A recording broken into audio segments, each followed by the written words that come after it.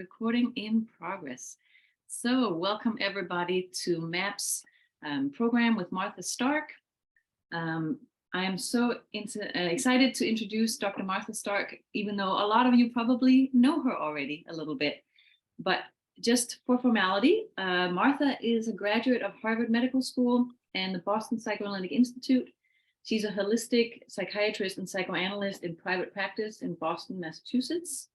She's currently on the faculty at Harvard Medical School, co-founder and co-director at the Center for Psychoanalytic Studies, faculty at Psychiatry Redefined, and adjunct faculty at William James College and Smith College of Social Work. She also teaches at lots of other institutions and institutes. And she has written 9 highly acclaimed books on psychoanalytic theory and technique.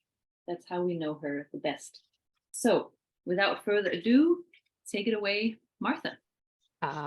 Thank you so much. Can you hear me okay?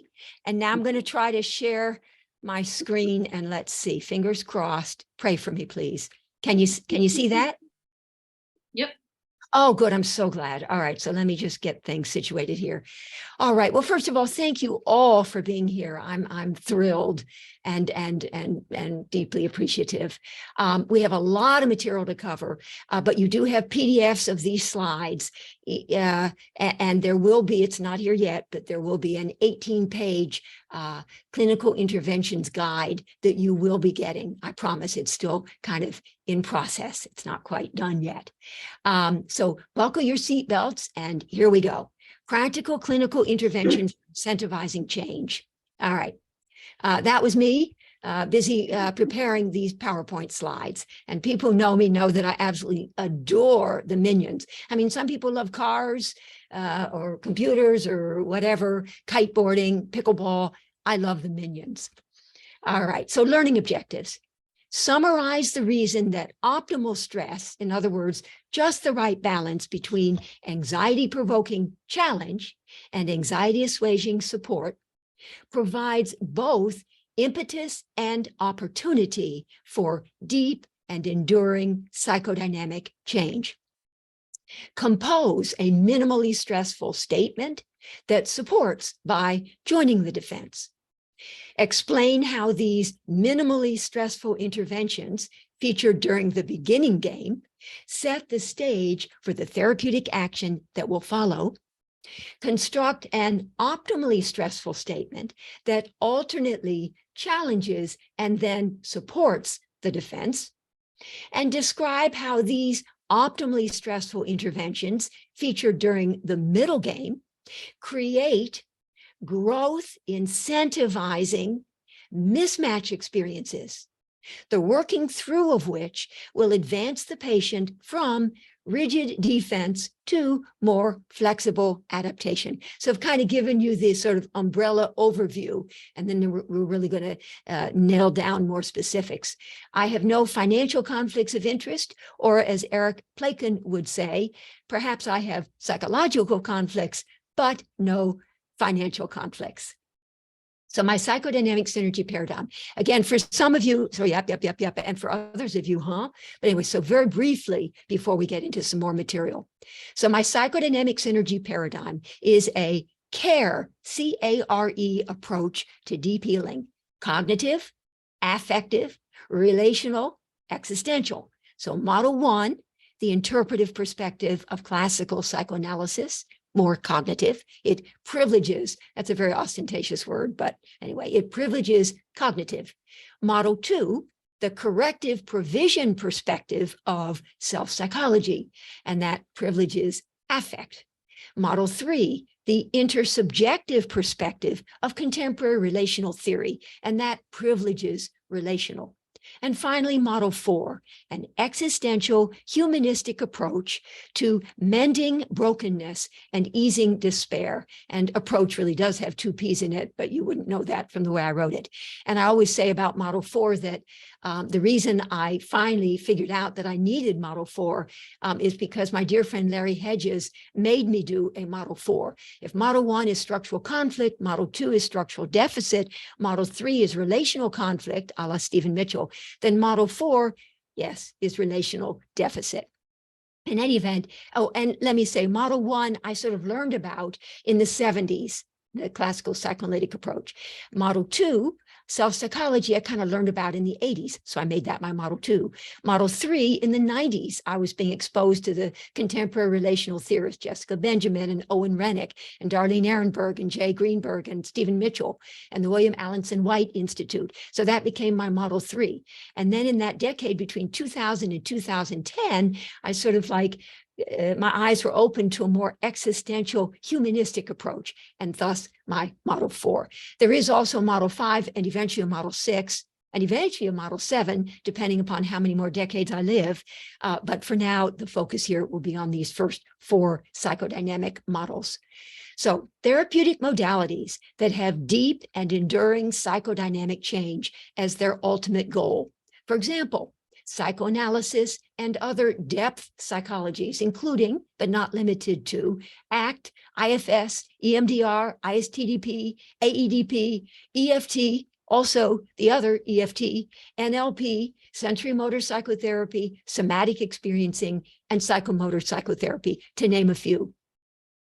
These modalities must ultimately, big picture, be able to transform psychological rigidity into psychological flexibility, in the evocative words of acceptance and commitment therapy, and low-level defense into higher level or more evolved defense, in the more traditional words of psychoanalysis and ego psychology, such that the patient, whatever her starting point, whatever her initial level of functionality, whatever her diagnosis, this isn't about diagnosis at all. You will see as we go through this, it's so not about diagnosis. So it's just wherever the patient is in that moment, whatever the issues are with which she's struggling, whatever kind of rigidity she has instead of flexibility. Anyway, so therapeutic modalities ultimately to transform rigidity into flexibility such that the patient will become ever better able over time to manage the myriad stressors in her life to which she is being continuously exposed, ever more adept at responding adaptively and mindfully instead of reacting defensively and mindlessly. The ultimate goal of deep treatments, ever less psychological rigidity, ever more psychological flexibility. Carl Jung, I'm not what happened to me. I am what I choose to become. So we're talking about flexibility and resilience and adaptability, not rigidity, not same old, old, bad, disempowered, but rather something new, different, and better, more empowered, more flexible, more resilient. So indeed, the therapeutic action in all four of my psychodynamic models, classical psychoanalytic, self-psychological, contemporary relational, and existential humanistic, does indeed involve all four. And they are mutually interdependent and mutually enhancing and interdependent. All four, the therapeutic action does indeed involve advancement or evolving of the patient through iterative healing cycles of disruption in reaction to challenge and repair in response to support, challenge and support being critically important words here, from rigid defense to more flexible adaptation, or from same old narratives, old, bad, disempowering narratives, to something new, different, and better. So from the sobering and conditioned reality of what is to the enlivening and quantum possibility of what could be. Okay, so in my four models, the cognitive approach in model one, from resistance, classical psychoanalysis, to, it would have been insight, but insight doesn't start with an A, and the adaptations have to start with the letter A, so it's going to be awareness. The defenses you'll see start with R, and the adaptations start with the letter A. So model one, a cognitive approach that will focus on interpreting, interpreting. And I'm really going to be giving you a lot of examples here. Model 2, this is the overview for now, from relentless hope, which is the defense, that's sort of my term there, to sober, mature acceptance that it was what it was and is what it is. This is a more affective approach that focuses on grieving. Being with the patient where they are, yes, but ultimately facilitating their grieving of disillusionment. The experience of good become bad, or illusion become disillusionment. Model 3, the relational approach, this one from reenactment, compulsive and unwitting reenactment of unmastered, unresolved early on relational traumas, to accountability on the parts of both patient and therapist, because model 3 is about mutual enactments, transference, countertransference, entanglements, projective identification, and in the words of Darlene Ehrenberg, negotiating at, and her words, at the intimate edge, back to my words, of relatedness, and ultimately, right, facilitating transformation of reenactment into accountability. And finally, model 4, from relational absence to authentic presence, or we could say from retreat to accessibility or availability. And this is an existential approach that focuses on surrendering. And more recently, I've been exposed to Ofra Eshel's work. She's an Israeli psychoanalyst on analytic oneness. And so we're talking about surrendering to the experience of analytic oneness between patient and therapist. Or in the words of Masood Khan, the goal is to help the patient overcome their dread of surrender to resourceless dependence on absolute to resources dependence on the therapist. And Michael Balint talks about a blissful state of peaceful merger or interpenetrating mix-up. In those moments when the patient is retreating, that's what we would want to have happen. Because again, the patient, though they may primarily be one or another of these models, they're also ever busy shifting back and forth between these different models. Lao Tzu. I'm not pronouncing it right, but you know what I mean. So when I let go of the defensive, same old that I am, I become the adaptive, something new, different, and better that I might be. Okay, so the patient's continuously shifting points of emotional urgency will inform the therapist's choice of the model or models that will be most relevant moment to moment for understanding the patient's underlying psychodynamics, and for then selecting the approach that will be most useful.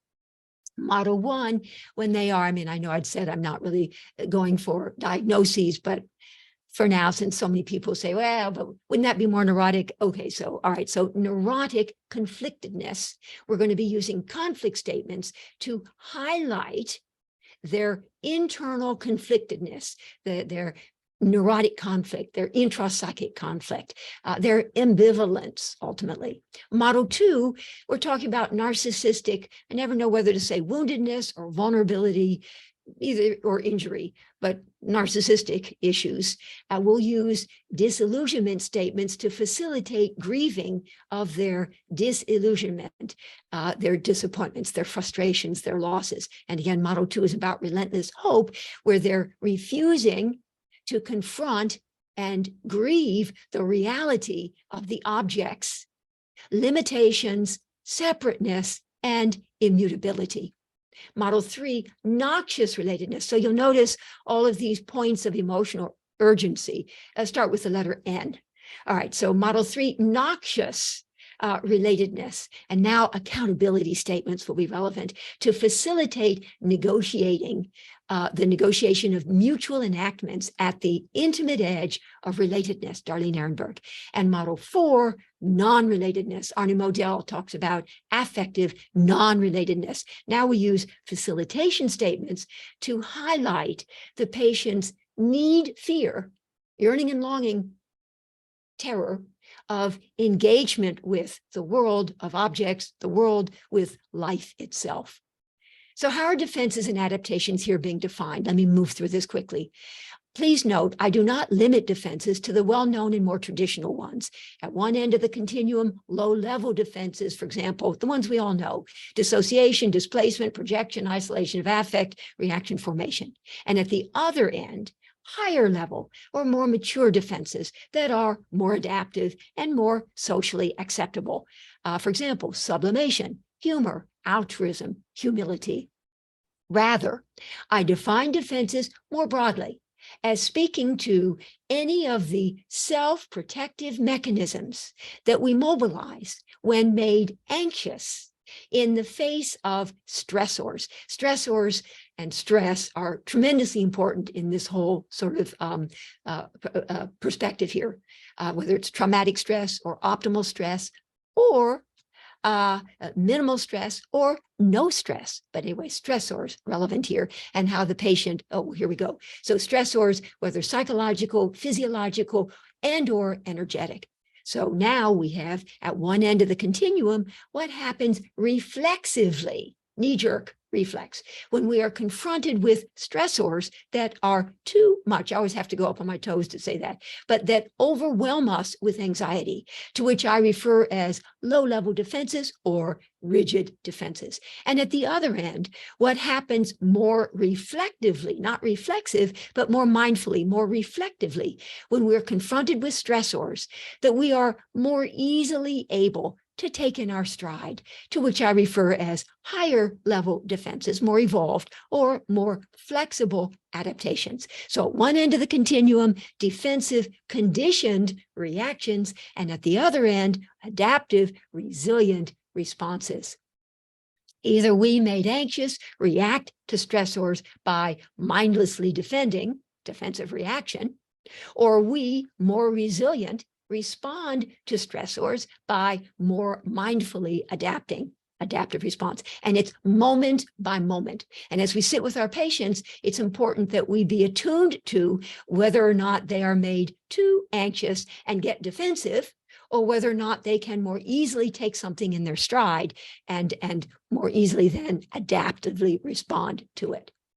But the relationship here, important to say, between defense and adaptation is, of course, a yin-yang relationship. These self-protective mechanisms, because they both are complementary, not opposing forces. Furthermore, all defenses have an adaptive component. Yes, yes, yes, of course, just as all adaptations serve a defensive function. Nonetheless, and more generally, although defenses might once have been necessary for the patient to survive, as rigid defenses become upgraded to more flexible adaptations, the patient becomes ever better able to thrive. The therapeutic action is indeed designed to transform rigidity into flexibility and surviving into thriving, from surviving to thriving. So the working through process in psychodynamic psychotherapy. So the working through process, 3 stages, or if I could be a little Freudian, I have a tripartite model here. So 3 stages that are both repetitious and progressive, because I'm going to be highlighting that we keep running through this cycle again and again: beginning game, middle game, end game, beginning game, middle game, end game. So we're going to be thinking ascending spiral staircase. So as repetitious and progressive, ever evolving. So the beginning game, minimally stressful interventions, and I'm going to be presenting a lot of them to you, that tease out the various defenses, the recurring and problematic themes, patterns, and repetitions, in order to identify the players and set the stage for the therapeutic action that will follow. Then we have the middle game, optimally stressful interventions that alternately challenge, which will make the patient more anxious, but then support the defense, which will make the patient less anxious, in order to create growth incentivizing, destabilizing mismatch experiences. And every time I write mismatch experiences, I'm going to put quotes around it because it's that important. And then the end game, no stress interventions. And this so rarely gets named in the literature. And Marlene Way helped me to sort of get this part nailed down. These no stress interventions that celebrate and applaud adaptive resolution, even if only temporary and or makeshift. And as some of my people know, with my patients and my supervisees and my students, I just stand up and applaud. And at this point, my patients often stand up and applaud themselves. Sometimes we both stand up and we're both applauding. And it's a good feeling. So celebrate and applaud adaptive resolution. But then the knowing, even if only temporary and or makeshift, so it's a sort of good enough for the time being, because the sequence will probably need to be repeated again and again, repetitious and progressive, up the ascending spiral staircase until with landings, until the problematic issue has been more thoroughly processed, integrated, and adapted to. So my dear sweet Gunnar reminded me that there's a shampoo. It says wash, rinse, and repeat. So I'd like to suggest minimal stress, optimal stress, and repeat. Okay, so the working through process, the middle game. With the stage having already been set during the beginning game with the minimally stressful interventions, and against the backdrop of empathic resonance, but of course, between patient and therapist, and a working alliance, a therapeutic alliance. The therapist will repeatedly, and this is the actual working through process, the middle game in a psychodynamic psychotherapy where deep and enduring change is the ultimate goal. And again, as I often say, one of my mentors had said, if the patient asks you where the bathroom is, you can tell them, but don't call that therapy. All right, so the therapist will repeatedly, whenever possible, I mean, you don't just do it every sentence out of your mouth, but the therapist will repeatedly, whenever possible, offer the patient optimally stressful interventions. And I'm going to be presenting a lot of those. Just the right combination, as I'd said, of anxiety-provoking challenge and anxiety-assuaging support. And again, we want to be, as therapists, having our fingers ever on the pulse of the level of the patient's anxiety, and using that then to help us sort of decide whether we can be a little more forward or we need to backpedal and back off a little bit. The ultimate goal being sort of just the right balance between support and challenge, between too much anxiety and not enough anxiety. And you know, I mean, how do we ever know what we should be doing? By just being very attuned to the level of their anxiety. If they get really defensive, or if they seem to be more able in the moment, it's moment by moment, to take what you've just said in their stride by the time you're done with your optimally stressful intervention. So these statements, optimally stressful interventions, I call them interventions. Most of them are statements. I don't really say interpretation because I just feel like I don't want to. But anyway, optimally stressful interventions, strategically designed to generate destabilizing internal dissonance and homeostatic imbalance. So these are not designed to create tension between patient and therapist, but rather to generate destabilizing internal tension and homeostatic imbalance, accomplished by juxtaposing, and juxtaposing is an important word here, anxiety-provoking challenge of the defense with anxiety-assuaging support of it, either directly or indirectly, whether explicitly or implicitly, whether verbally or non-verbally, but in essence, to be juxtaposing the this and the that.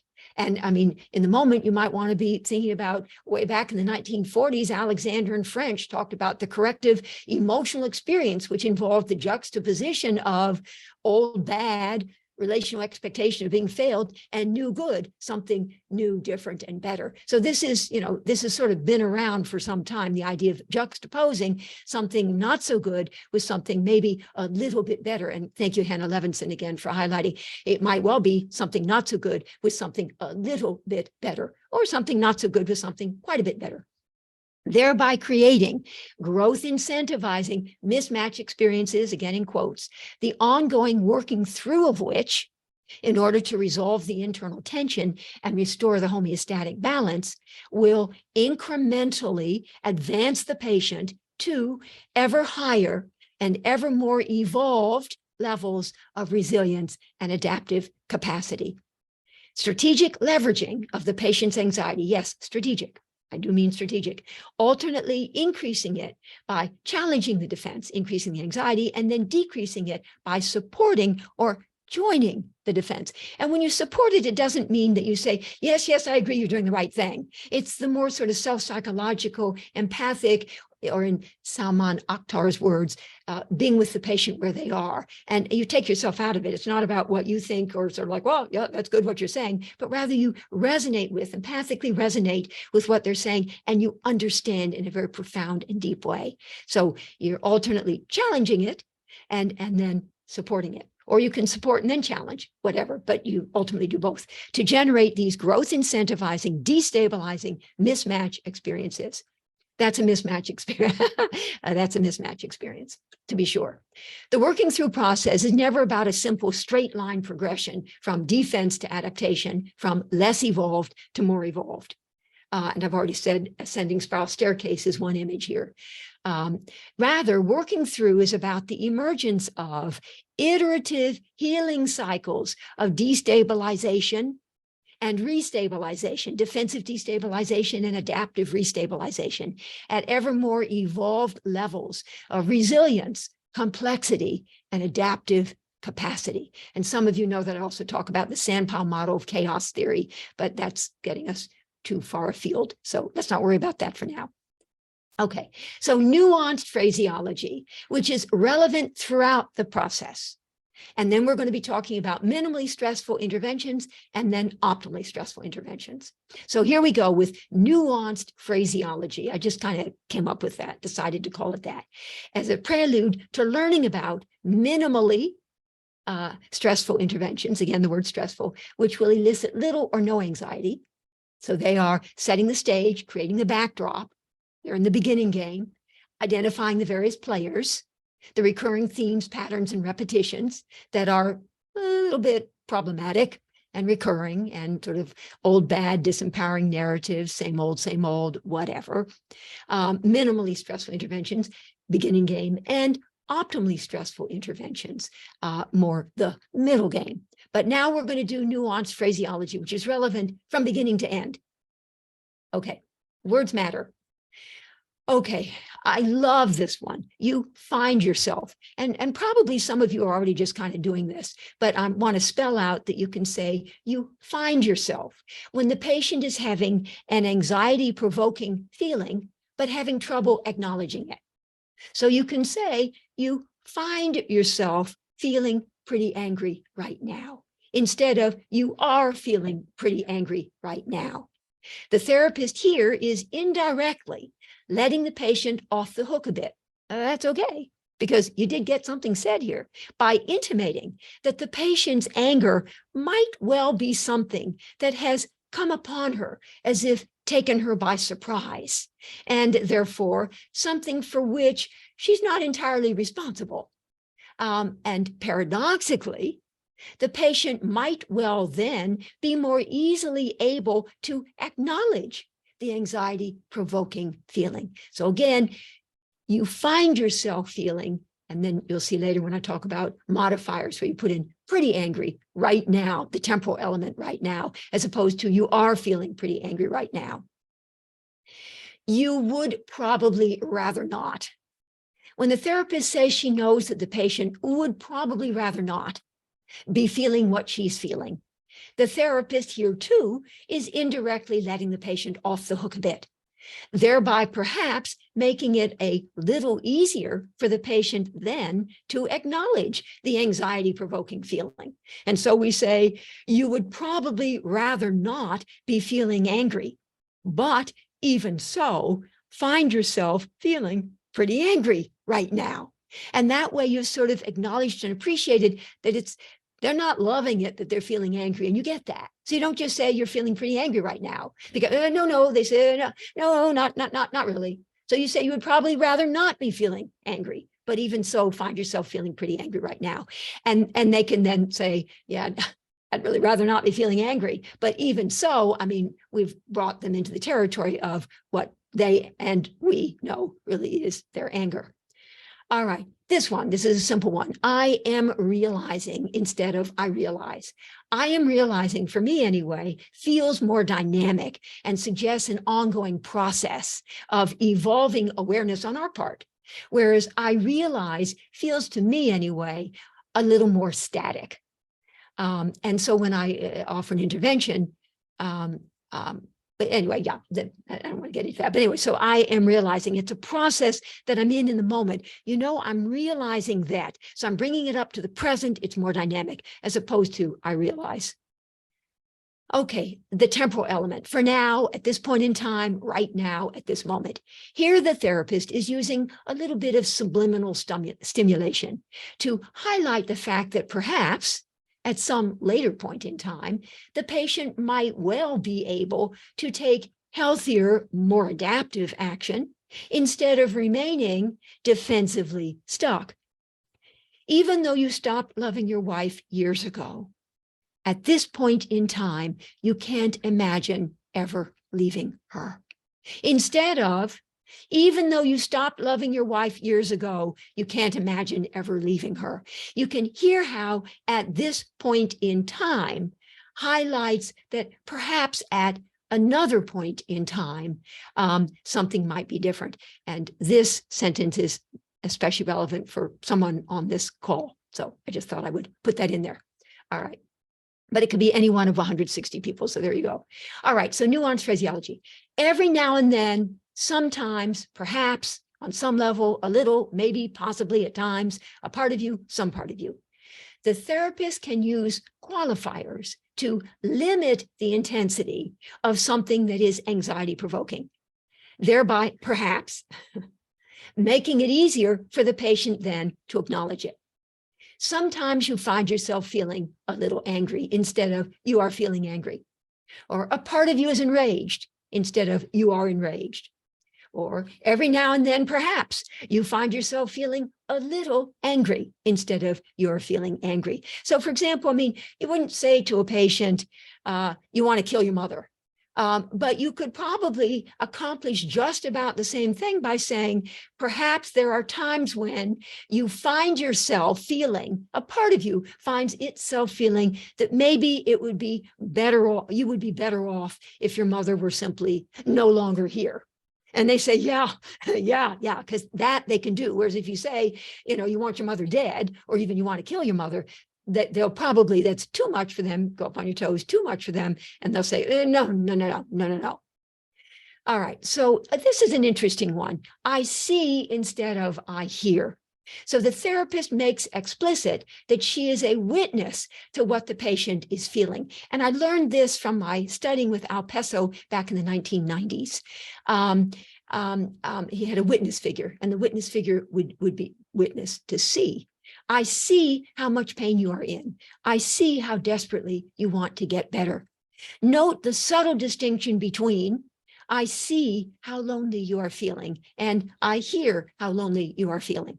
For me anyway, and I think for Al Peso and the people who know psychomotor psychotherapy, the wonderful good people who trained with him, I see how sad you become when you talk about your mother and how she never understood.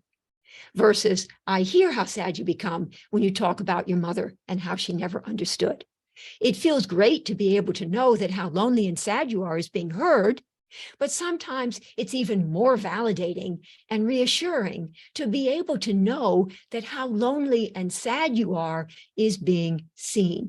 Now, I know this speaks to perhaps the distinction between when during COVID, we were doing our patients, our people remotely, doing it by Zoom versus by telephone. And so this is where I should probably not be admitting that actually I do my patients by phone.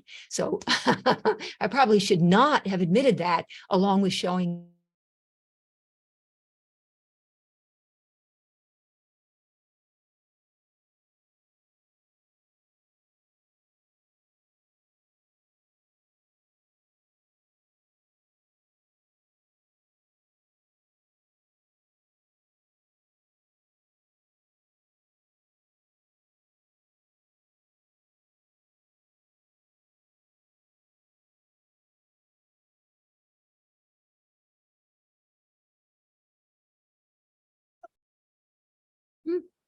on how the patient, so I guess we're good. We're good here, Lottie. Anyway, to how the patient positions herself in relation to the traumas in her past and how she positions herself in her life. So one of the goals of which is cognitive fusion. One of the goals of which is to change the way the patient positions herself in relation to her thoughts. Cognitive diffusion promotes noticing the thought rather than getting caught up in or buying into the thought. So letting thoughts come and go rather than holding on to them. So diffusion, in essence, invites the patient to think about thinking and to realize that she is continuously verbally constructing her world. It is about not changing the thought, but relating differently to it, cognitive diffusion. So you might say, you're having the thought that you are broken. You are noticing that you're having the thought that you are broken. You find yourself thinking that you are broken. And I might want to add, you find yourself feeling that you are broken. I didn't put that, I should have. But so on another slide somewhere, which isn't in this slide deck, I do talk about affective diffusion and so on, but it's not here. So anyway, you could say you find yourself feeling that you are broken, all of which are designed to encourage development of the patient's reflecting self or observing ego. So more specifically, dual awareness, and that should be in quotes every time I say that, is being fostered when the patient is being asked to direct her attention to what she's experiencing in the moment, at the same time that she is being encouraged to step back from that experience in order to detach herself from it, recover therapeutic perspective, and reflect upon it. In the psychoanalytic literature, this distinction between experiencing something and observing it is described as a split in the ego between the experiencing or participating ego and the observing or reflecting ego. And of course, Richard Sturba way back in 1934, and then Leston Havens, a dear mentor of mine, more recently, may he rest in peace, but in his book, Participant Observation, which speaks directly to this. In any event, dual awareness is one of the goals of any treatment.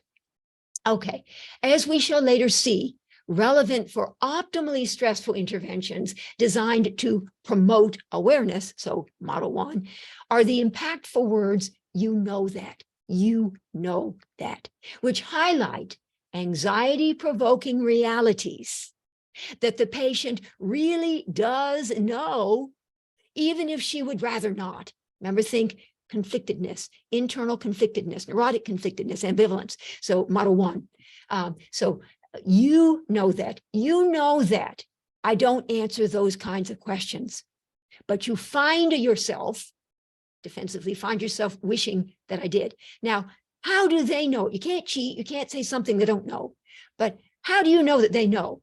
Because you've been working together for some years and you've never answered those kinds of questions. So they do know that, even though they would rather not.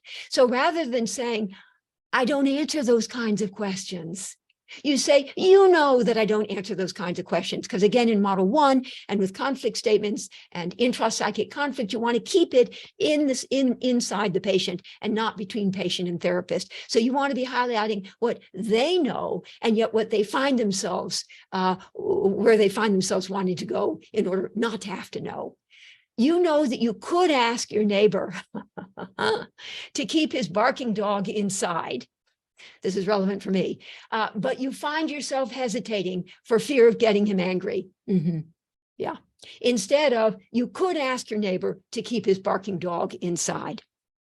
You are not telling the patient what you know. Rather, you are insisting that the patient take ownership of what she knows, even if it makes her anxious. Also, as we shall later see, relevant for optimally stressful interventions, model 2, designed to facilitate the grieving of disillusionment, are the impactful words, you had hoped that. Strategic use of the, I learned this in 11th grade English, of the past perfect or pluperfect tense, had hoped. So not you hoped that, but you had hoped that. Highlights the reality that something the patient had been hoping for is becoming no longer a viable option. You had hoped. Can you feel that you're kind of putting it back there? Because you're trying to facilitate their grieving as they come to terms with the reality, some sobering realities about the limitations, separateness, and immutability of their frustrating objects that just are not delivering in the way that they would have wanted. But now we're trying to facilitate their grieving, facilitate their confronting and grieving the reality and evolving ultimately towards acceptance, which is the goal in model 2, the corrective provision model. And of course, the cool thing about grieving is that as part and parcel of the grieving, there will be, so self-psychology tells us, and that's certainly been my experience as well, there will be then the adaptive, not defensive. You defensively interject, you adaptively internalize. The adaptive transmuting, which means structure building and capacity enhancing. Adaptive transmuting internalizations of self-object functions that the self-object had been performing prior to the disillusionment and even amidst the disillusionment, the good stuff that there really is there. So that's why grieving is so important, because part and parcel, there will be then adaptive transmuting internalization and then filling in deficit. And then being able to be self-soothing and self-parenting in a good way. All right. You had hoped that I would tell you what you should do. So the 3 parts. Oh, well, I don't want to get into that yet. So just you had hoped that. You had hoped that I would tell you what you should do. But you are beginning to realize that I don't simply offer advice. So now in the second part of a disillusionment statement, we're naming the reality. You are beginning to realize that I don't simply offer advice. They are beginning to get that because you're not giving advice. And they keep asking, relentlessly hopeful, hoping against hope that maybe someday, somehow, some way, if they can be persuasive enough and compelling enough in their arguing and coercive enough, they may get you to relent and to change. But anyway, you're beginning to realize that I don't simply offer advice. And the third part is, and that angers and upsets you terribly. Now you're resonating with the pain and anger and upset of their grief. You had hoped that your mother might someday apologize, but you're beginning to realize that probably she never will, and that breaks your heart. And you might well be saying this over and over and over again. And again, I'm jumping ahead a little bit because these are model 2, optimally stressful disillusionment statements to facilitate grieving. But anyway, here's the third one. I used this with one of my patients. You had hoped that your husband would ask you how your day had gone, but you're starting to realize that he never does and probably never will. And that realization is absolutely devastating. And again, you'll say this over and over and over again. These kinds of statements are designed to help the patient advance ultimately from relentless hope to sober, mature acceptance. Choose your words. Okay, so minimally stressful interventions, relevant for the beginning game, and they're not specific to any one of those 4 or 5 or 6 models. They're just specific to the beginning game as you're naming the various players. You want to be with the patient where she is, in the words of Salman Akhtar, and he calls that homeostatic attunement. Be with the patient where she is. Now, he makes a lovely distinction, and I'm going to present it here, but it's a little bit old-fashioned and a little bit old-fashioned and so on. But this is his example that he gives. So mother is home in the living room, maybe in a house dress for all we know. But anyway, mother is at home in the living room playing with the little baby and reading a little storybook to the baby. And the baby is cooing and cawing and it's fabulous. And they're both happy together. It's all good. Empathic resonance. It's all good. It's fabulous. And the mother is truly with the patient, with the little one, where the little one is. Father comes in from a long day at work. He comes in, he sees his little one, he kisses his wife, he sees his little one, and he picks up his little one and swoops the little one up into the air and swings the little one around, and the little one just, whoa, with delight and joy. That's called directing the patient's attention to elsewhere, but it's called disruptive attunement, but it's still attunement. And we will be doing, with our optimally stressful interventions, we'll be doing both homeostatic attunement, where we support, and disruptive attunement, where we challenge by directing their attention to where we would want them to go. So it's not just sort of off anywhere, sort of like, wow, what do you think about that book you were reading? But it's something that's particularly relevant for this juxtaposition experience that you're trying to create, the mismatch experience that you're trying to create. So these minimally stressful interventions, the beginning game, identifying the players, eliciting little or no anxiety, be with the patient where she is, homeostatic attunement. Okay, these are designed to elicit little or no anxiety. Not only do they support the patient, but they also advance the ball a bit by gently teasing out and bringing into focus some of the defensive and less than healthy recurring themes, habitual patterns, and conditioned repetitions in the patient's life. And we're going to go through these very quickly, but these are all sorts of different kinds of minimally stressful interventions that are relevant during the middle game in your work with anybody. All right. In other words, minimally stressful or clarifying interventions support by spotlighting, always with compassion and never with judgment, some of the, in Terry Reel's words, painful and difficult truths in the patient's life. And he calls this joining through the truth. So again, we get to elicit a little bit of anxiety. We get to elicit a little bit of anxiety. And so we're talking about joining through the truth by naming some of the painful and difficult truths in the patient's life. And I'm going to go on to give you some examples of that. And that's Terry Reel, who I'm grateful to him for that. Okay, integration statements. For those patients who are having trouble holding in mind simultaneously both the good and the bad aspects of their experience. In other words, patients with, and if you want, and if you're comfortable with this language, you could think, oh, borderlines. But in other words, although I think maybe that term is out of vogue and so on, but you can privately think it if you'd like. In other words, patients with tenuously established libidinal object constancy, we used to call it, or same thing, evocative memory capacity, meaning that in the moment of bad, they have trouble remembering the good. And in the moment of good, they can't remember that it had ever been bad or that it might ever be bad again. So because they can't hold in mind simultaneously both the good and the bad aspects of their experience.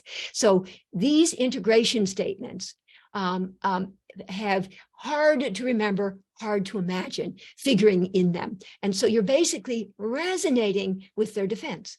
So you say, when you're feeling this bad, it's hard to remember that you had ever felt good. And it's hard to imagine that you could ever feel good again, as opposed to, but you used to feel good and you could feel good again. No, you go with, it's hard to remember that you had ever felt good. So you're naming their defense against, right, that what we know, which is they had felt good. Here's one. When your heart is breaking as it is now, you can't imagine that you could ever dare to trust again. Or when you're feeling this angry at me, I've used this one a number of times, not always the same sentence. I never use the same sentence over again because I every moment is different. When you're feeling this angry at me, it's hard to remember that you used to feel good about me and even looked forward to our sessions. So again, we don't just say, but you used to feel good about me. Why, just like last week, you were saying you'd never felt this understood before. Rather, you say, it's hard to remember that you used to feel good about me and even looked forward to our sessions. And finally, when you feel this despairing, you can't remember ever having had any hope whatsoever. And so they're going to feel deeply understood. But you've also highlighted, you snuck in a little something there. You mentioned the word hope, but you did it in a way that hopefully won't make them too defensive, maybe elicit a little anxiety, but that's okay. All right, now this is sort of a little different, but it deals with something similar. I call this two parts, both and statements. I just call it that. For those patients who are able to hold in mind both the good and the bad aspects of their experience, but are really ambivalent or conflicted about someone or something and are struggling, and they remember both and are struggling either to make a decision or to come to terms with simply being ambivalent. In other words, patients who are, and they know it, feeling two ways about an issue when both sides are reasonable enough options. So a part of you, another part of you. So you might say a part of you thinks all the time about stopping the affair, but another part of you is still enjoying every minute of it. See how much you get accomplished there? A part of you is profoundly disappointed, hurt, and angry at your husband, but another part of you does know that he is a man whom you deeply cherish, adore, and love, and they can then land wherever they want to. But they don't have to fight you, because I just not into extra fighting. Now, in model 3, negotiating at the intimate edge, Darnie Nirenberg's intimate edge, the messiness and the turbulence that will arise in the intersubjective in between, that's sort of a different story, where they draw you into participating as some version of the old bad and so on. That's a little different. And then you might well be sort of going at it as part of a mutual enactment. That's model 3, and that's not what we're talking about here. Okay, a part of you is tempted to stop treatment because it costs so much. But another part of you knows that your therapy has been very helpful and that you might be making a huge mistake were you simply to quit right now. So again, you're not saying, but your therapy's been helpful, and you know, you'd be making a big mistake if you quit right now. You put it in them and you name these two parts. A part of you remains hurt, disappointed, and unforgiving.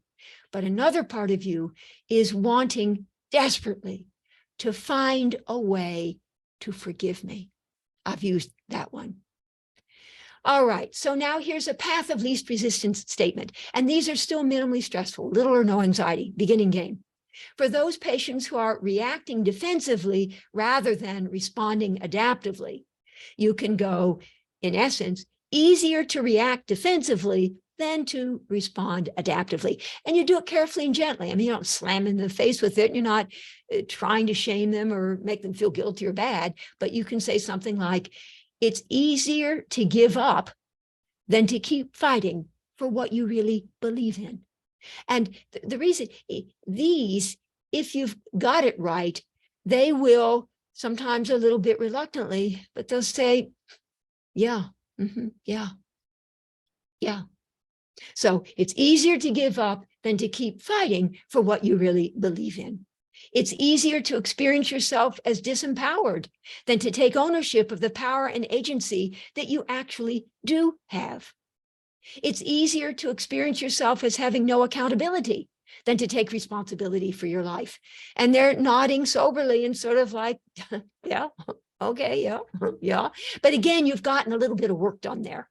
It's easier to hold on to the hope that your husband might someday change than to confront the reality that he probably never will. And again, excuse me, you're laying the groundwork for the middle game, the working through process proper and the optimally stressful interventions that will both challenge, thereby eliciting anxiety, and support to ease the anxiety.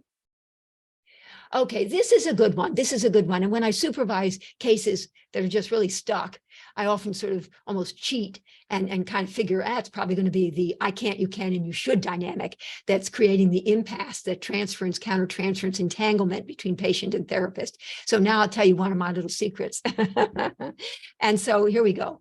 For those patients, there are three parts, who experience themselves as so damaged from way back that they can't imagine being held accountable for their lives now. And these are called damaged for life and therefore not responsible now statements. I'll give an example in a moment. Who find themselves, therefore, looking, and that speaks to a distorted sense of the self as damaged, as not having. So that's distortion down below there. Who find themselves, therefore, looking to others to compensate them for the early on damage. So looking for external provision from the outside to compensate them. And now we call this an illusory sense of the object as having. And so these are compensation statements. And who, quite frankly, often feel that this compensation, either they say this aloud or they're just thinking it, that this compensation is their due. Entitlement statements, and this speaks to their entitled sense that getting is their right. And all of these are defensive reactions. We're going to highlight them. We go. You feel so damaged because of all the abuse you suffered as a child that you cannot imagine ever being able to do anything now to make your life better.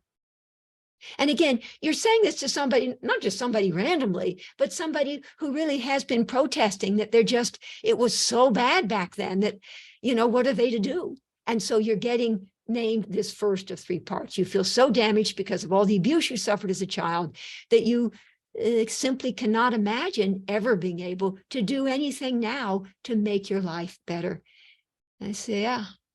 When you're feeling desperate, as you are right now, compensation statement, you defensively find yourself wishing that someone would understand just how bad you feel and would do something to help ease your pain.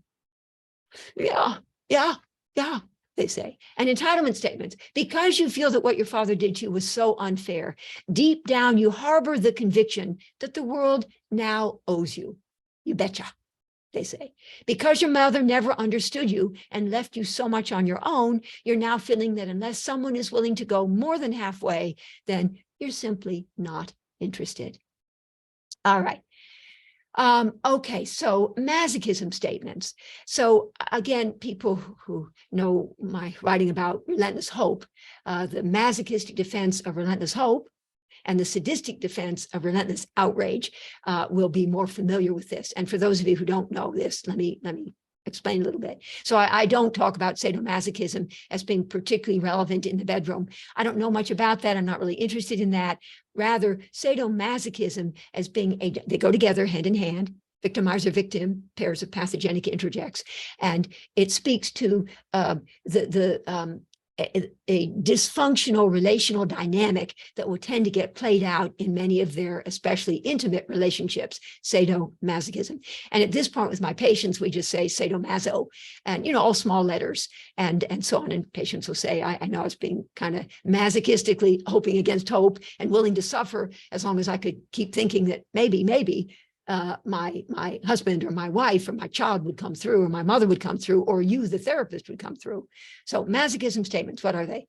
For those patients who, because it simply hurts too much, refuse to confront and grieve the reality that the object of their desire will never change. Instead, they hold on to their defensive and relentless hoping against hope.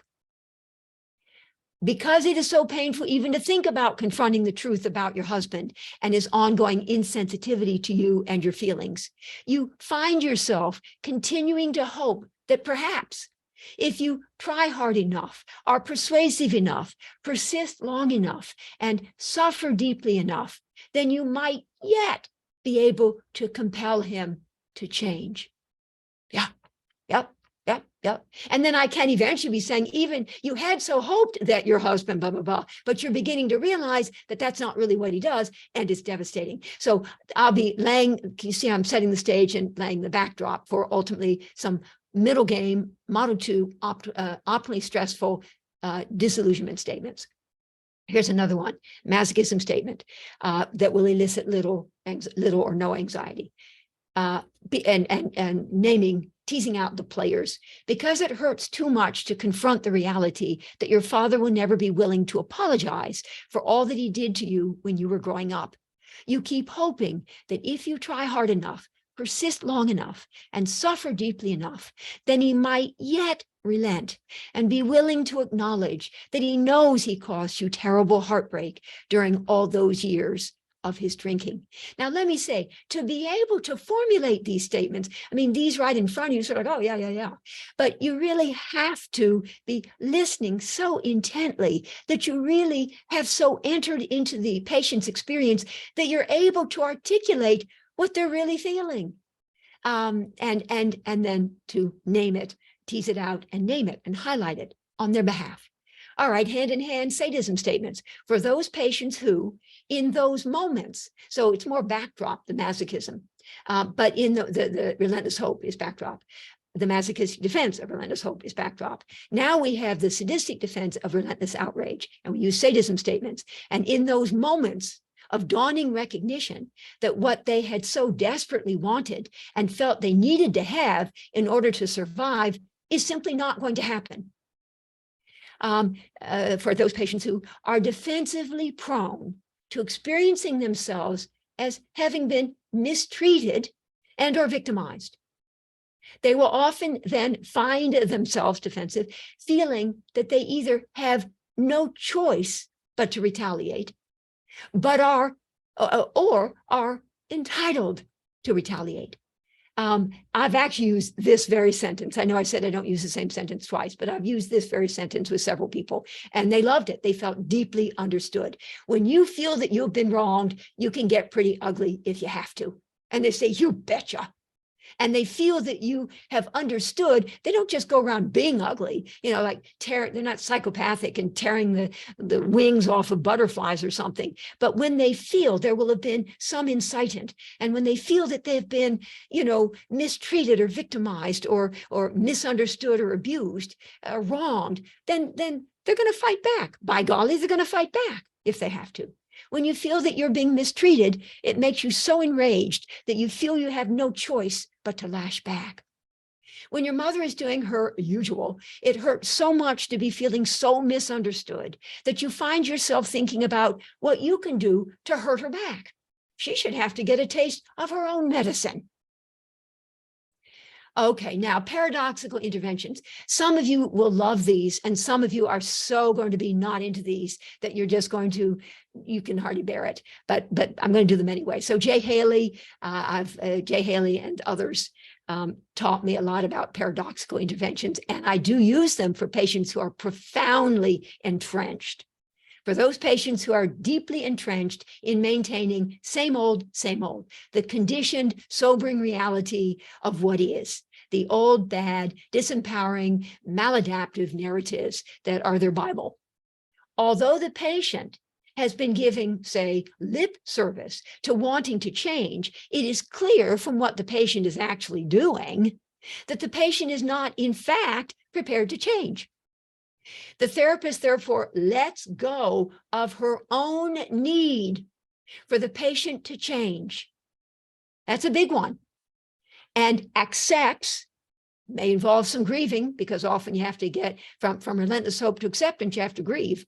So we might well have to sort of, take ourselves in hand and sort of like let go of your own need for the patient to get better, your own need for the patient to change. And in this William James College course that I teach in the fall, and we'll be teaching again this fall in October, that we talk a lot about the uninvested therapist, that, you get to be invested, but you need to be aware of being too invested in making the patient change. And there's always, for example, in you, and should be, in a therapist, just as the patient has conflict and tension inside of them, inside of us, the therapist, dialectical tension between, on the one hand, our vision of who we think the patient could be, were they but able to make healthier choices from our point of view, on the one hand, and on the other hand, our knowing that we really need and want to be honoring and respecting the sometimes unhealthy choices that they are making. And so which way do we go? Are we going to be challenging by highlighting what we think they should do?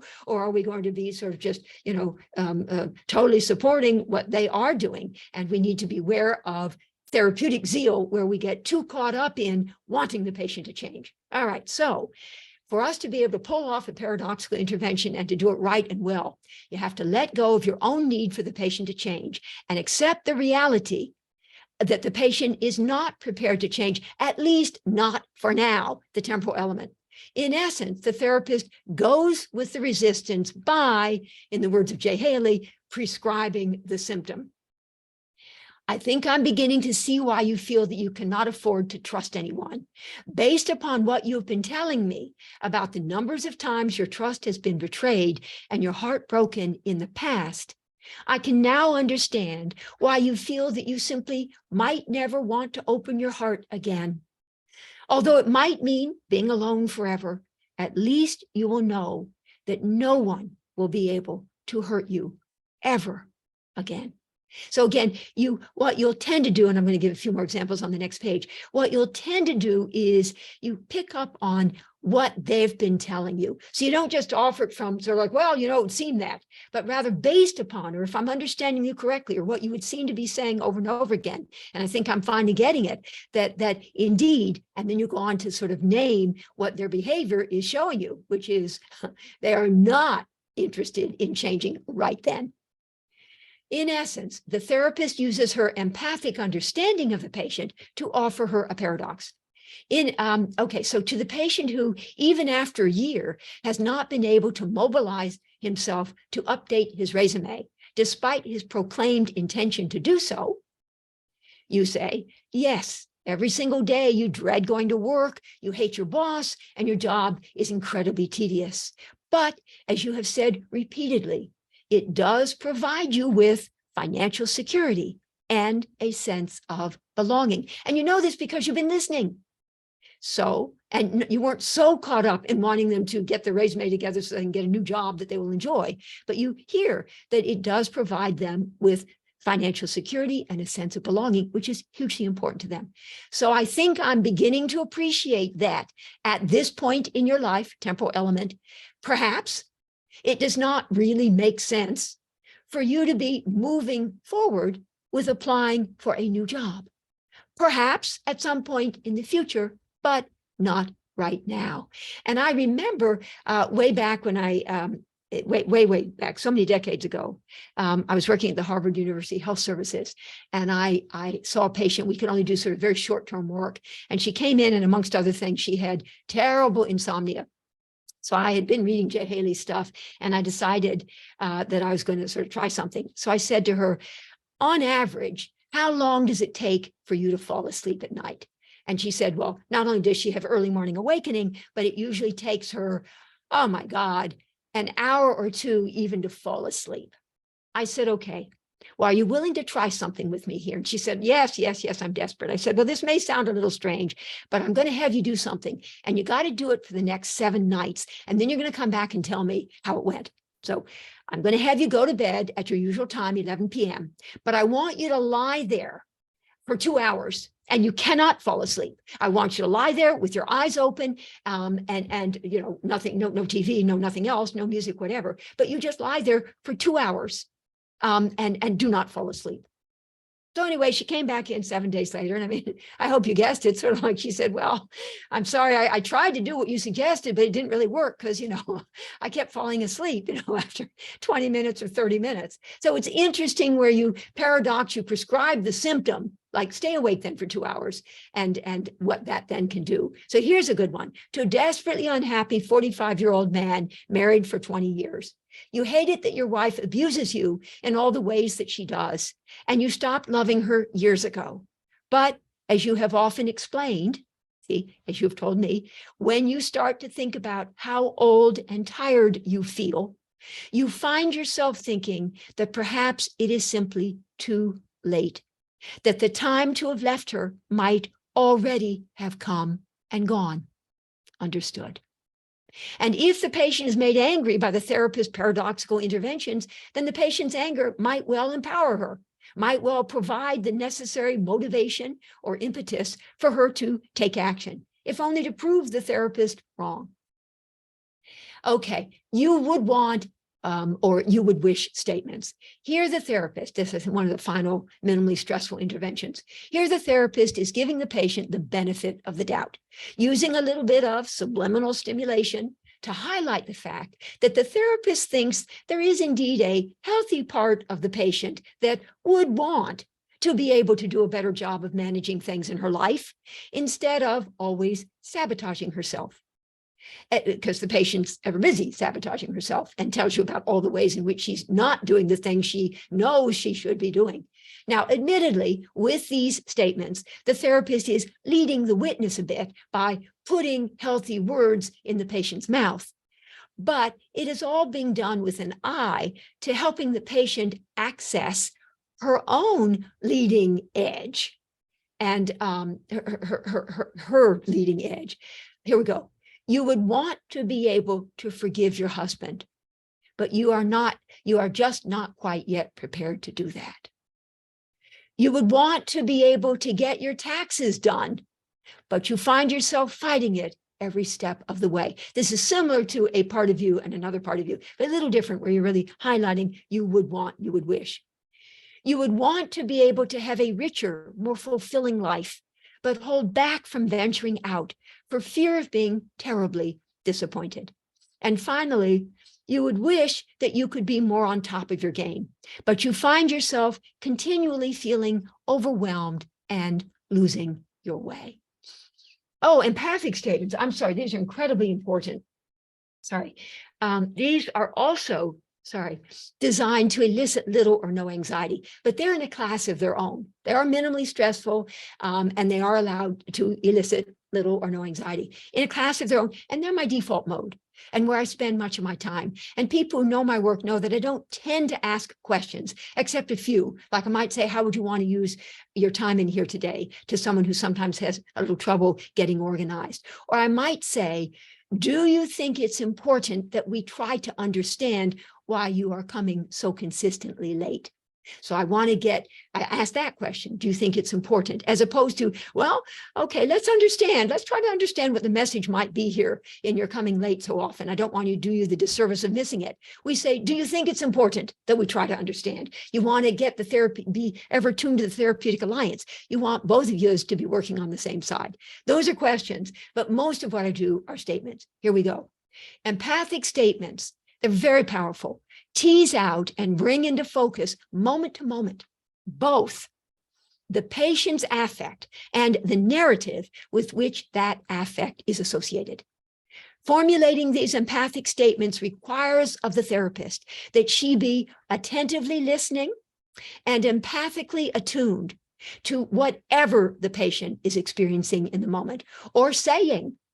The therapist's stance here is probably best described as one of having an agendaless presence, in the words of Daniel Goleman, and of being a mindful witness, in the words of Tara Brach. These empathic statements reassure the patient that she is being understood and that she is not alone. Now, they're experience near, not experience distant. In other words, they're targeting what's in the patient consciousness and not her unconscious. There's time for that later. These are what's in her consciousness, or maybe her preconscious, but her consciousness. They are designed to make explicit. Again, we're setting the stage, beginning game. Oh, they could be anytime. Sorry, they could be anytime. But they do also do a good job of setting the stage. They are designed to make explicit and give shape to the stories, the narratives that the patient, as a young child, had constructed in a desperate attempt to make meaning of her world, namely the relational deprivation and neglect, what I call the toxic absence of good or errors of omission, and the relational trauma and abuse, what I call the toxic presence of bad or errors of commission. And of course, both patients, all of us have all of those: deprivation, neglect, trauma, and abuse, but they get worked with differently in the treatment and in the transference, by the way. Okay, but to tease out and to give shape to these narratives that the patient as a young child had constructed in a desperate attempt to make sense of her world. The goal of these statements is to help the patient feel understood, not to help the patient understand. There's time for that later. But again, these statements will start to give shape to the filters through which the patient is interpreting her world. So examples: tease out affect and associated theme. It's hard to know where to begin when everything feels so overwhelming. That's an affect. Hard to know. That's an affect. Where to begin when, and here's the narrative, everything feels so overwhelming. And you can imagine that probably all sorts of everything feels overwhelming for her, not just where to begin in the treatment, but in her life. And that's a recurring theme and pattern in her life. It's uncomfortable to be here when you're not sure for sure the therapy is really helping anyway. You're terrified of being disappointed yet again. It's upsetting to be feeling this out of control. You're confused about how best to use your session. Do you see how you're sort of trying to get a lot of mileage here, connecting around their affect, which is very present. They're feeling their affect. And then the theme. You're confused about how best to use your session. You're just not sure, I said that, you're just not sure for sure that you have it in you to try again. You worry that if you were to let your husband know what's really bothering you, he would simply dismiss it. So do you see how you get a fair bit of stuff done when you say these empathic statements that tease out not just the affect? So you could say, I see how sad you are. And that's fine, but you can do a little more. I see how sad you are when you talk about your mother. Or you could say, I guess you could just say, your mother has caused you a lot of pain. That doesn't feel quite as, I guess that's a little empathic. But anyway, you could just say, not, well, I can hardly even do just the narrative because I'm so about teasing out the affect. So forgive me, I'm not going to do one that's just the narrative. All right, I take my cues from the patient and am therefore still empathic statements and am therefore generally one step behind her, not ahead, listening always with compassion and never judgment, with both head and heart to everything the patient is telling me. And yes, Ed, good friend, also with my body, my interoceptive attunement to how I'm feeling as I sit with the patient. So listening always with both head, heart, and in an embodied way to everything the patient is telling me, no matter how seemingly irrelevant it might appear to be, no detail too trivial to be ignored or forgotten.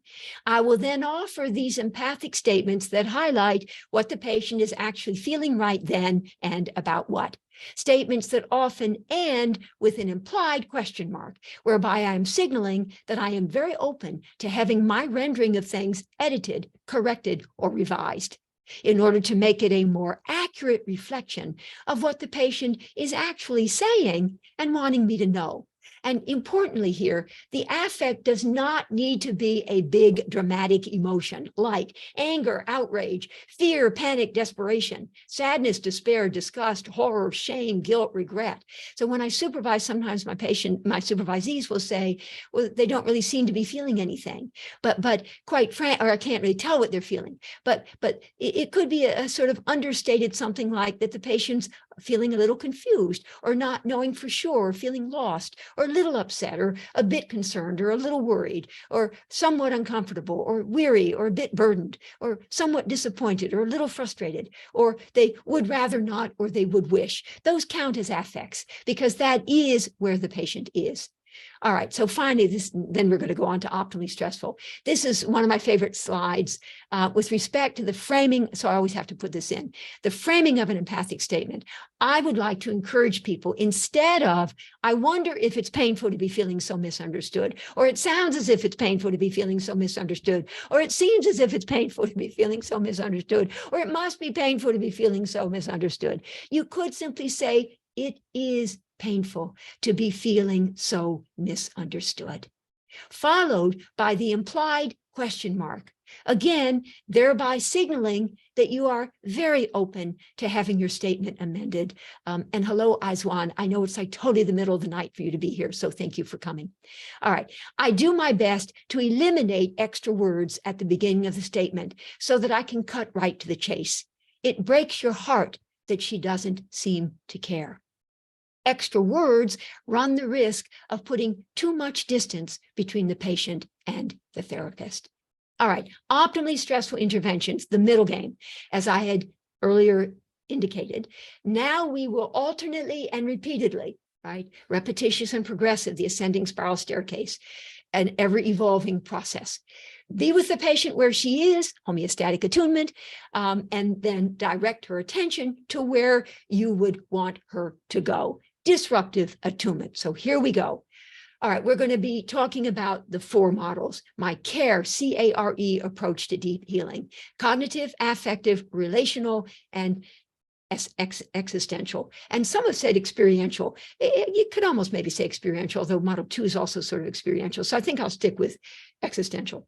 So optimally stressful interventions are designed to generate destabilizing, growth incentivizing tension, stress, by juxtaposing, so 2 parts, there'll always be 2 parts, either directly or indirectly, explicitly or implicitly, verbally or non-verbally, anxiety provoking, at the end of the day, some kind of anxiety provoking challenge of the defense or the old bad narrative with anxiety assuaging support of the defense in order to create growth incentivizing mismatch experiences. And even think about EMDR, which I had learned way back in the 1990s. And I do a little bit, but I have to read off my sheet of paper to be able to get it right. But, left, right, left, right, left, right, left, right. And you're continuously juxtaposing the more analytic left brain with the more sort of intuitive and where the trauma may theoretically lie in the right brain. Present, past, present, past, present, past. So you're ever busy juxtaposing. And when I mentioned this, was talking about this to one of my supervisees who does hypnotherapy, and I said, wow, I'm really getting it, that it really is a juxtaposition. And he very respectfully, but he said, yeah, like, duh. So anyway, so some people have known this from way back, and Alexander and French certainly knew it when they were talking about the corrective emotional experience. All right, so here we go. So model 1, I'd said before, conflict statements, that's classical psychoanalytic. We're going to give some examples. Model 2, disillusionment statements, self-psychological. Model 3, accountability statements, contemporary relational. And model 4, facilitation statements, existential humanistic. Here we go. So model 1, conflict statements. These are really, really powerful. Here we privilege cognitive. And the prototype is, you know that. And after a while, patients themselves start saying, I do know that, but I find myself feeling. All right. You know that, comma, but you find yourself thinking, feeling, or doing in order not to have to. That's the skeleton structure of it. Goal, to facilitate resolution of that intrapsychic conflict by creating incentivizing tension between the patient's adaptive capacity, remember, adaptive response, adaptive capacity versus defensive reaction, defensive need. All right, by creating growth incentivizing, destabilizing, incentivizing internal tension and homeostatic imbalance between adaptive capacity for awareness, which will make them anxious, and defensive need to resist. But you resonate with them so empathically, first increase, then decrease, that by the time you're done, hopefully you still have your patient and you and they can continue forward. Here we go. I'm going to do numbers of them. So please just kind of relax into it and feel your way into it, if you could, please. You know that if you're ever to get on with your life, then you will need to let go of your conviction that your childhood scarred you for life. Now, by the way, I have to say, a little defensively, I have to say, you only say this to someone who really does know this. You don't just blurt it out to somebody where they certainly don't know this. And I mean, that's cheating. That's like, you can't do that. So you say, you know that, you have to name what they really do know. They don't like knowing it. They don't like to talk about it. It makes them very anxious, but they do know it. And the reason you can say this is because they've told you. So that's how you know it. You know that if you are ever to get on with your life, then you will need to let go of your conviction that your childhood scarred you for life.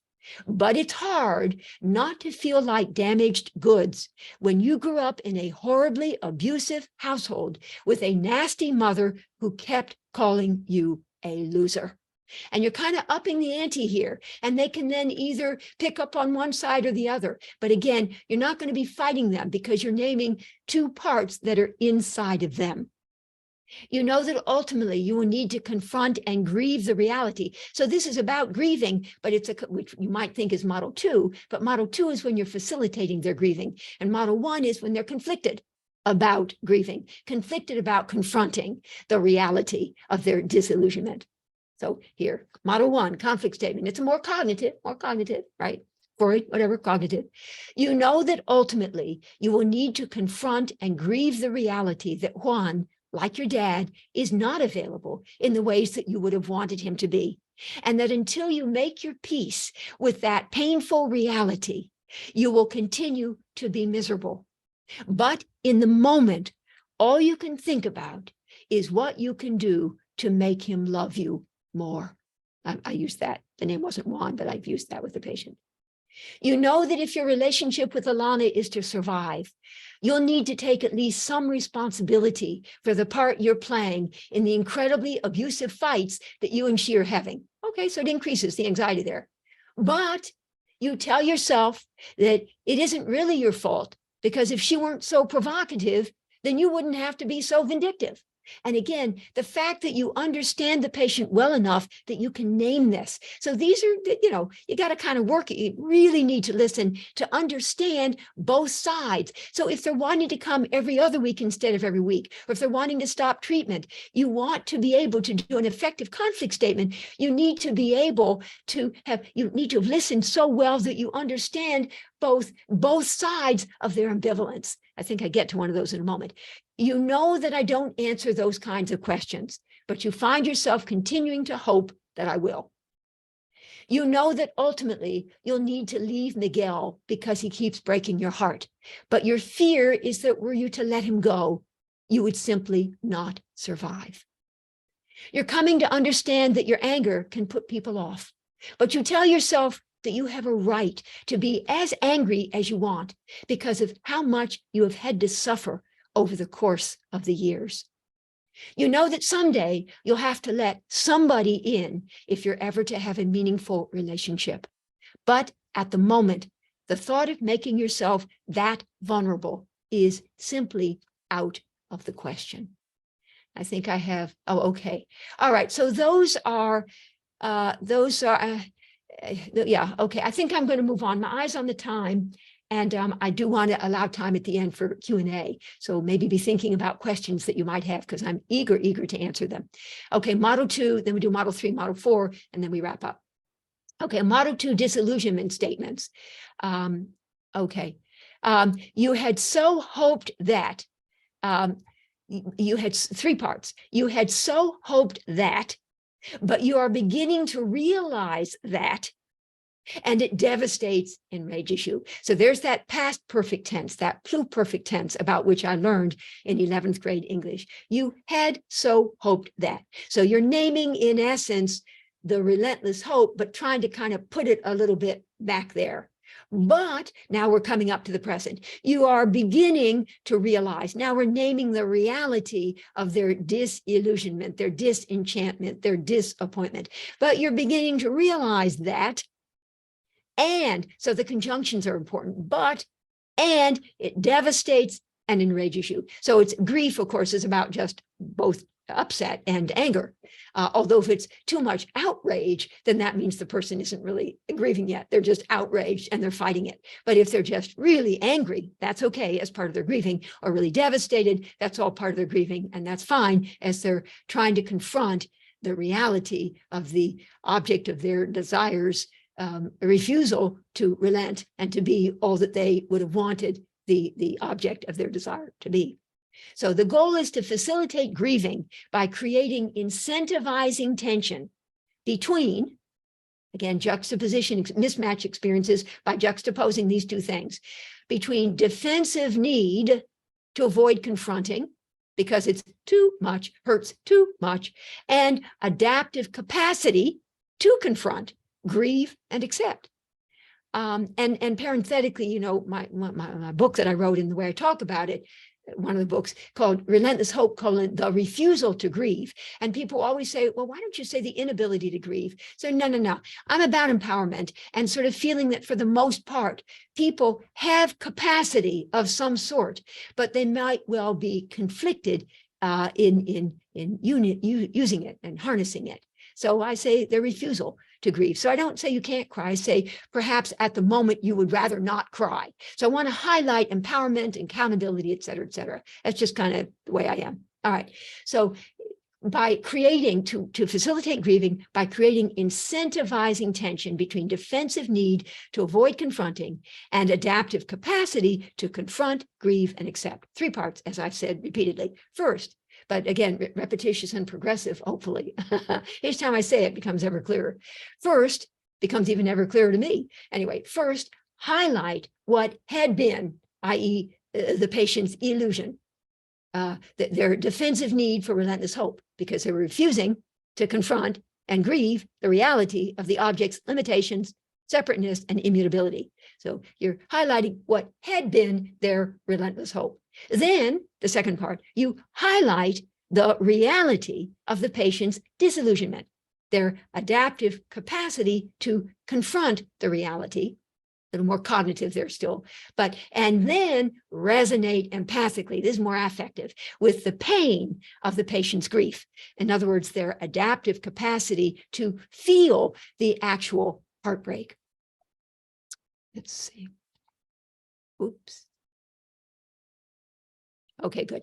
All right. You had so hoped that I would tell you what to do, but you're beginning to realize that I don't simply give you answers, and it infuriates you. You had so hoped that your daughter would reach out to you when you were sick, but you're beginning to realize that for now, you are not a top priority for her, and it's a devastating loss. You had so hoped that your husband would ask you how he could help with the dinner preparations, but you're starting to appreciate that offering to help with household things like that is not his thing, and it upsets and saddens you. I'm thinking about Jennifer Aniston, right, and Vince Vaughn or whatever, and she said she didn't just want him to do the dishes, she wanted him to want to do the dishes in that movie. But anyway, all right, you had so hoped that your mother would apologize, but you're beginning to accept that she simply does not hold herself accountable, which is both enraging and devastating. And again, you're going to be saying this again and again, as long as they hold on and have not yet let go. They are still repeating the holding on, and you get to repeat these kinds of statements, or you can convert back to model 1 and get it that they really are conflicted, and that they do know that ultimately they probably do need to grieve it, but for now, the thought of that is just too overwhelming, and they're not going to go there. So that's not somebody who's about to grieve. You had to go back to model 1 to sort of make sense of where they're at. You had so hoped that so you can change things around a little bit. You just want to kind of get each of the 3 parts said to make it most effective. You had so hoped that we could have a personal relationship, but you're coming to realize, albeit reluctantly, that a therapy relationship is not really about friendship per se, and that breaks your heart, right? I bet you could use that with some of your people, right? You would so have wished that I could know what you were thinking without your having to say it, but you're coming to see that it does not always work that way, and that makes you very sad. And again, as part and parcel of the grieving, when they really are grieving, will be not defensive introjection, as in pathogenic introjects, but rather adaptive internalization of those self-object functions that had been performed by the gratifying and empathic self-object. You were so hoping that I would not make the same kinds of mistakes that everyone else in your life has made, which is why it makes you very sad that I, too, have now let you down. It's good to sort of generalize it sometimes, so it's not just that they're focused on you and how you failed them, but you were so hoping that I wouldn't do what everybody else has done. Which is why it makes you so very sad that I, too, have now let you down. And finally, you had wanted so much for me to be able to make it all better. And it upsets you terribly that I don't seem to be able to make your pain go away. Oh, dear. Let's see. Oh, a few more. Please bear with me. And then we're doing model 3. You know that eventually you'll need to face the reality that your father will never change. And that breaks your heart because you had so hoped that he would. You're beginning to realize that your mother will never understand. And again, relentless hope isn't just something our patients have. It's something we all have. We all have this to different degrees. You're beginning to realize that your mother will never understand just how much she has hurt you over the course of the years. And it's absolutely devastating because you had so hoped that someday she might actually come to understand and apologize. As you begin to admit to yourself that probably Juanita will never be right for you, it makes you incredibly sad because you had so hoped that she would eventually come round to loving you. In those moments when you let yourself remember just how limited your father is and just how defensive he becomes whenever you try to hold him accountable, it feels totally overwhelming and hurts so much. You had so hoped that you could get him to take at least some responsibility for his abusiveness.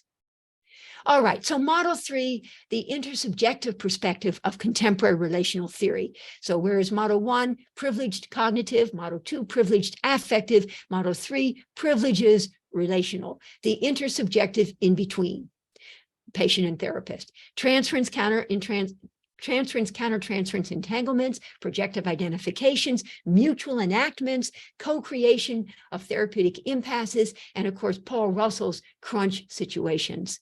Dear Paul, may he rest in peace. The goal here is to bring the focus into the here and now of what's getting reenacted by the patient in the transference, to which the therapist, in her turn, is probably counter-transferentially either reacting defensively or responding adaptively. So we want to bring the focus into the here and now of the in-between. And that was not our focus before. Model 1, the focus was on the patient's internal conflictedness and ambivalence. And in model 2, it was about their relentless hoping against hope that maybe someday, somehow, some way, if they were to try hard enough, they might ultimately be able to get the object of their desire to relent and to change. But now in model 3, in the intersubjective perspective, I'm sorry, I have some hairs stuck in my face here. This is so annoying. All right. I don't want to be annoying for you, so I just want to get it out of the way. All right. So model 3, we're focusing in on the here and now of what's being reenacted compulsively and unwittingly of the patient's unmastered early on relational traumas on the stage of her life, and understandably on the stage of the treatment.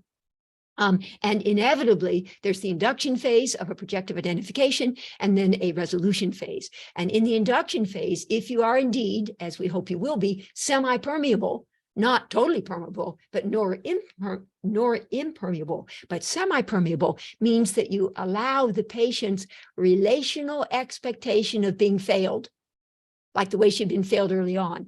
If you allow that to come into you and you take it on, some version of it, such that you end up being some version of the old bad. That's what we hope will happen, so that we can get access to the charged toxic boluses of bad, old bad, pathogenic introjects, internal bad objects in the patient's internal world. The bad, pathogenic introject bad, internalize good. Not internalizing good was model 2. Model 3 is introject bad. So these charged toxic pairs of pathogenic introjects, we invite the patient in model 3. We want to give the patient permission and space to deliver her pathology into the space so that we can bring to bear our own more evolved capacity to process and integrate toxicity on behalf of the patient who really does not know how. So now we can do any number of things. It's a little harder to sort of really say exactly what it is here, but the therapist may choose to share a number of things, something about her own experience of being in the room with the patient. Now, we wouldn't do that in model 1 or 2 or in model 4, or the therapist's own state of internal conflictedness as a result of something happening between them. And I'm going to give examples of all of these. Or the therapist's sense that she has been made to feel, that's the induction phase, in relation to the patient in the here and now, the induction phase of a projective identification, some version of what the parent must have felt in relation to the patient in the there and then, so that the patient has recreated with you the same dynamic that had characterized their relationship with the toxic parent, and you have become some version of the toxic parent. Or the inverse. The therapist shares her sense that she has been made to feel, in relation to the patient in the here and now, some version of what the patient must have felt in relation to the parent in the there and then. That's a little complicated. I'll give some examples here. But so the patient can either make you into the old bad parent, some version of it, or she can do unto you what had been done unto her, such that she puts you in the position that she had early on in relation to the toxic parent. Either one, and probably both, will need to happen by the time things are done. Okay. Accountability statements can be introduced in any one of the following ways. So in model 3 and just period, I really like to sort of throw myself under the bus. And I will bring myself in and I get to talk about myself. Whereas in model 2, when you're being empathic, you're not saying, I think I understand or I agree or whatever. In model 3, you get to bring your own subjectivity, your own authentic self into the space as a relational, as a self in relation. The Stone Center people used to call it that. And we are the intersubjective, two authentic subjects in relationship and trying to negotiate some kind of resolution at our intimate edge where accountability is going to be incredibly important. So I might introduce an accountability statement in any of the following ways, just so you get the idea here.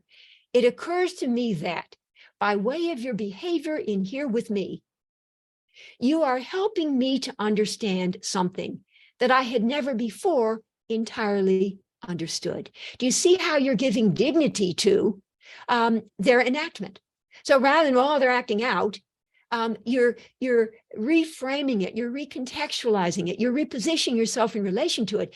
And in essence saying, it occurs to me that by way of your behavior in here with me, you're helping me to understand something that I had never before entirely understood. Or here even, I think that you've been trying to communicate something important to me that I've been refusing to see. Or I wonder if my difficulty appreciating just how desperate you were made you feel that you had to do something dramatic in order to get my attention. You say to someone who just made a suicide attempt or is busy talking suicide. So it's really lending dignity to the patient's enactment. So here we go. The therapist might choose to share something about her experience of being in the room with the patient. So you could say, it would seem that I'm in the doghouse these days. I've said that to patients, that no matter what I say, it's not right. Or I wonder if the frustration and helplessness, restlessness. I wonder if the frustration and restlessness and helplessness I'm feeling now in relation to you is similar to the frustration and helplessness that you have spoken of having felt in relation to your father. Or this wonderful one from Christopher Bolus. You tell me something about yourself. I am just in the process of digesting it and storing it for further understanding of you. And then along you come, wham, and tell me that what I've digested and stored inside me did not come from you at all. The problem I find is how to live with the despair I feel occasioned by your disappearances. Okay, now Erwin Hoffman, this is so useful, has suggested still accountability statements, relational. If the therapist is aware of feeling conflicted in relation to the patient, she could choose to share the fact of this conflictedness with the patient. This is Erwin Hoffman. This is so useful.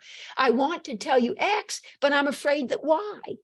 Here the therapist is expressing aloud the conflict with which she's struggling, a conflict that might well be reflective of the patient's own state of internal dividedness. Here we go. I'm tempted to give you the advice for which you are looking. But my fear is that were I to do so, I would be robbing you of the impetus to find your own answers. Or I find myself feeling angry with you for being so often late and wanting you to understand how it impacts me. But then it occurs to me that it might be more important for us to try to understand what you might be trying to communicate to me by way of your frequent lateness. Or I'm tempted to respond to your request by saying that, of course, you can borrow one of the magazines in my waiting room. But I'm also realizing that were I simply to say, okay, we might then lose an opportunity to understand something more about you and perhaps about us. And then this last one I love. To a patient who says she wants the therapist's approval regarding her decision to terminate, a termination that the therapist thinks is premature. I am tempted simply to offer you the approval you are seeking. It is, after all, important that you do what feels right for you. But I'm also aware of feeling within myself that the time is too soon, and that were I to support your decision to leave, I might ultimately be doing you a disservice. It's fun to say that. I wonder if this feeling, here's some more. I wonder if this feeling I have in relation to you, that no matter what I say, it won't be good enough, is like the feeling you have spoken of having had in relation to your father, for whom nothing was ever good enough. And that's an instance of where you're suggesting, in essence, that she's doing unto you what her father had done unto her, but you're not quite saying it quite as blatantly as that. But I wonder if what I'm feeling is some cousin to what you've spoken of having felt in relation to your father. So you're saying indirectly, she's doing unto you what her father had done unto her. I find myself feeling so angry at your mother. I wonder if some of those feelings are actually more a story about feelings that you have about your mother, feelings you would rather not have to acknowledge.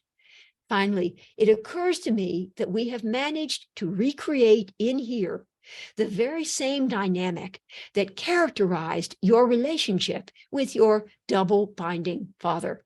The feeling that no matter what either of us might do, it wouldn't get the other's approval.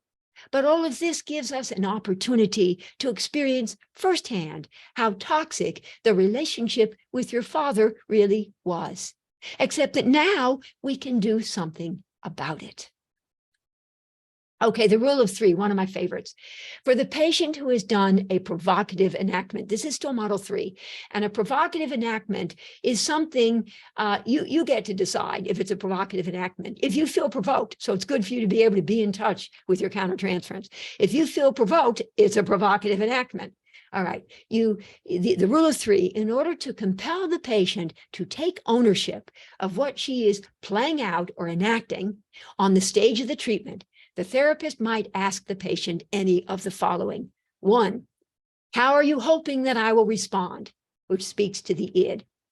And or 2, how are you fearing that I might respond? Which speaks to the superego. And or how do you imagine that I will respond? Which speaks to the executive functioning of the ego, the dorsolateral prefrontal cortex of the brain. All three demand of the patient that she make her interpersonal intentions more explicit. Again, it's all about accountability and empowerment. Okay, model 4, we're wrapping up here. Facilitation statements. This is the existential humanistic approach to mending brokenness and easing relentless despair. And for patients who feel that they just don't belong, don't belong.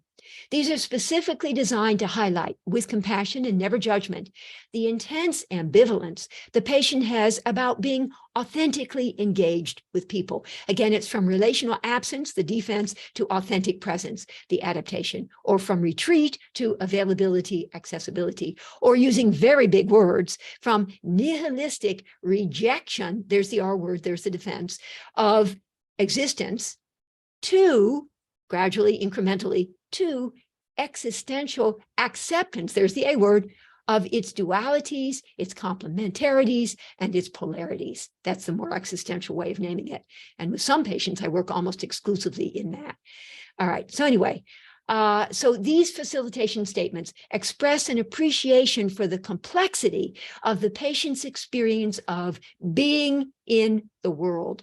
And in speaking to different parts of the patient's self-experience, these statements honor the collage of selves that constitute the whole.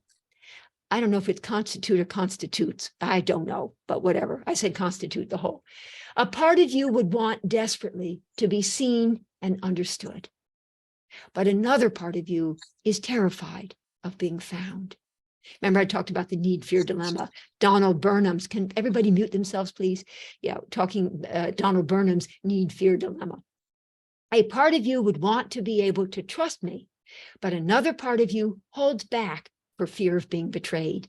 Too many people have already broken your heart. A part of you is desperate to be able to feel that you belong somewhere, but another part of you is afraid even to hope that you might someday feel at home in the world. A part of you longs to find a soulmate with whom you would be able to share what most matters to you and with whom you would be able to spend the rest of your life. But another part of you is convinced that you will always be living in isolation and that you have no choice but to grow old alone. You're deeply appreciating their ambivalence about even being in relationship, in the world, engaged in life itself. The moments of meeting, they don't have those. The moments of meeting that really do give direction, meaning, and purpose to life. That's not something they experience much of.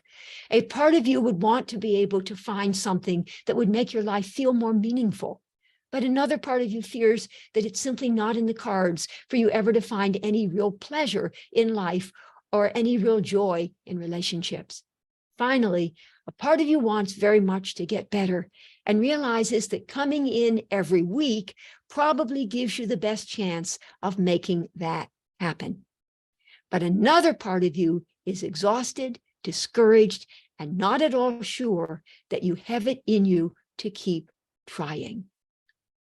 Okay, psychodynamic, we're wrapping up here, only a few more slides.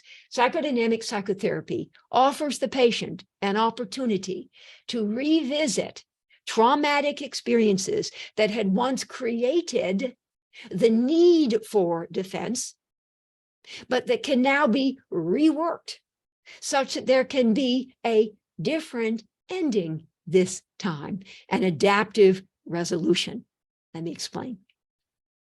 The heart of the therapeutic action involves judicious and ongoing use of, with the stage having been set by the minimally stressful statements, optimally stressful, growth incentivizing interventions strategically designed to generate mismatch experiences for the patient, the working through and resolution of which will require of the patient that she revisit experiences that had once been traumatic and to which she had therefore reacted defensively, but that can now, with the support of her therapist and by tapping into her internal reserves, be reworked, reenacted, retrieved, revisited, grieved, reprocessed, recontextualized, reframed, repositioned. All of those are RE words except grieved. We got to put the word grieved in there, such that she will ultimately be able to reposition herself in relation to the trauma, able now to respond adaptively instead of reacting defensively.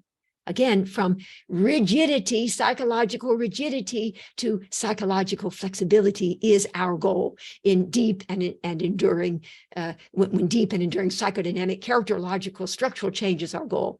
In other words, the patient will be returning in an embodied fashion to the scene of the original crime, but will now be able to negotiate in the context of a therapy relationship that will involve both the re-experiencing of old bad and the experiencing of new good, a different and better ending, an adaptive resolution. Because when you're giving these optimally stressful interventions, when you're saying them, that will stir the patient up, and she will inevitably start on some level gradually to ease her way back to getting closer to naming some of the traumatic stressors that had forced the patient to defensively react in the first place. But again, our focus was not specifically on that, but I'm just kind of saying that.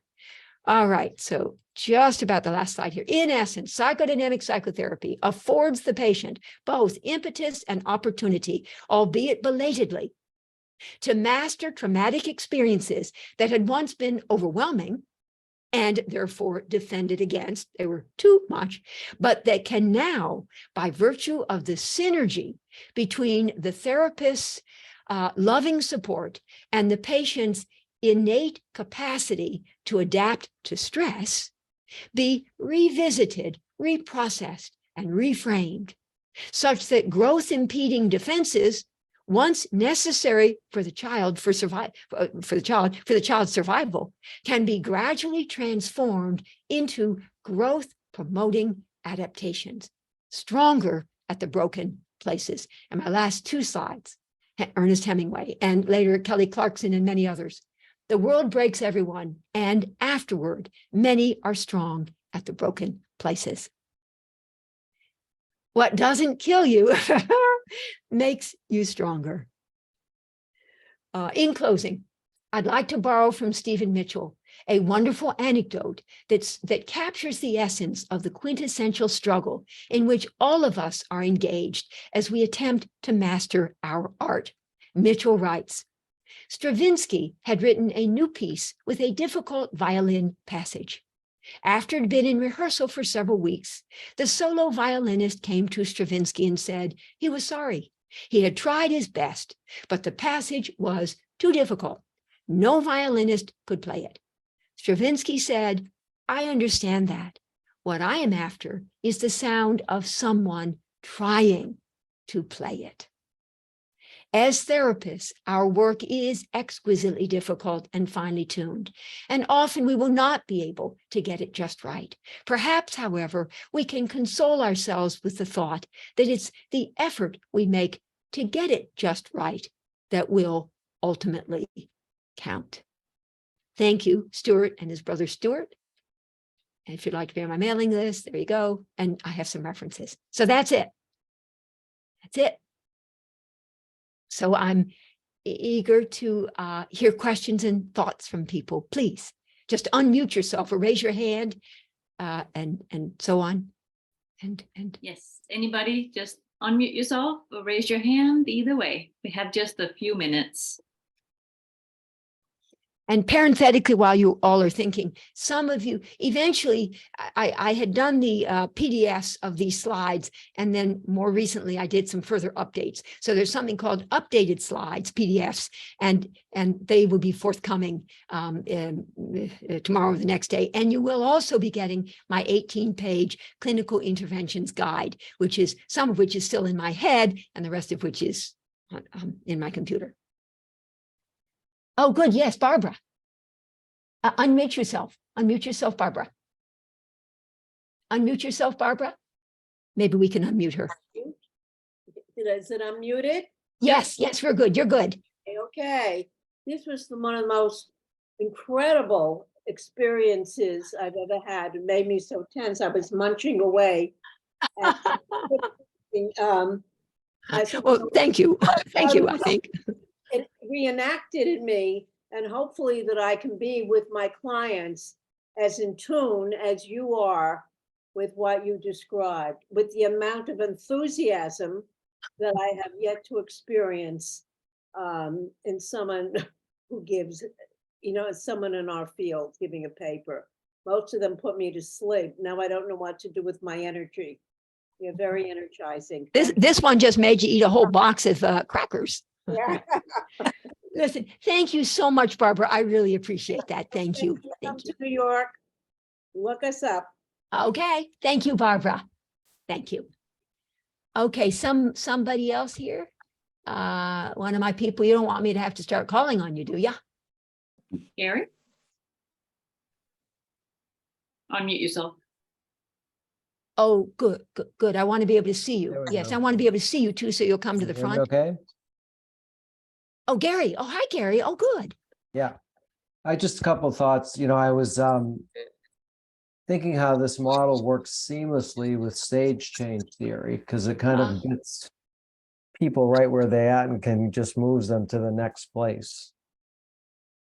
That was one comment. And the other comment. I'm sorry. With it being understood that it is an ascending spiral staircase. So you evolve through, and I think you've even mentioned that before in that course you've taken with me. And we evolve through, awareness, and then action, and so on. And I talk about an ascending spiral staircase with intermediate landings along the way, such that there's repetitious and progressive. But yes, absolutely. Thank you for reminding me of that. Yeah.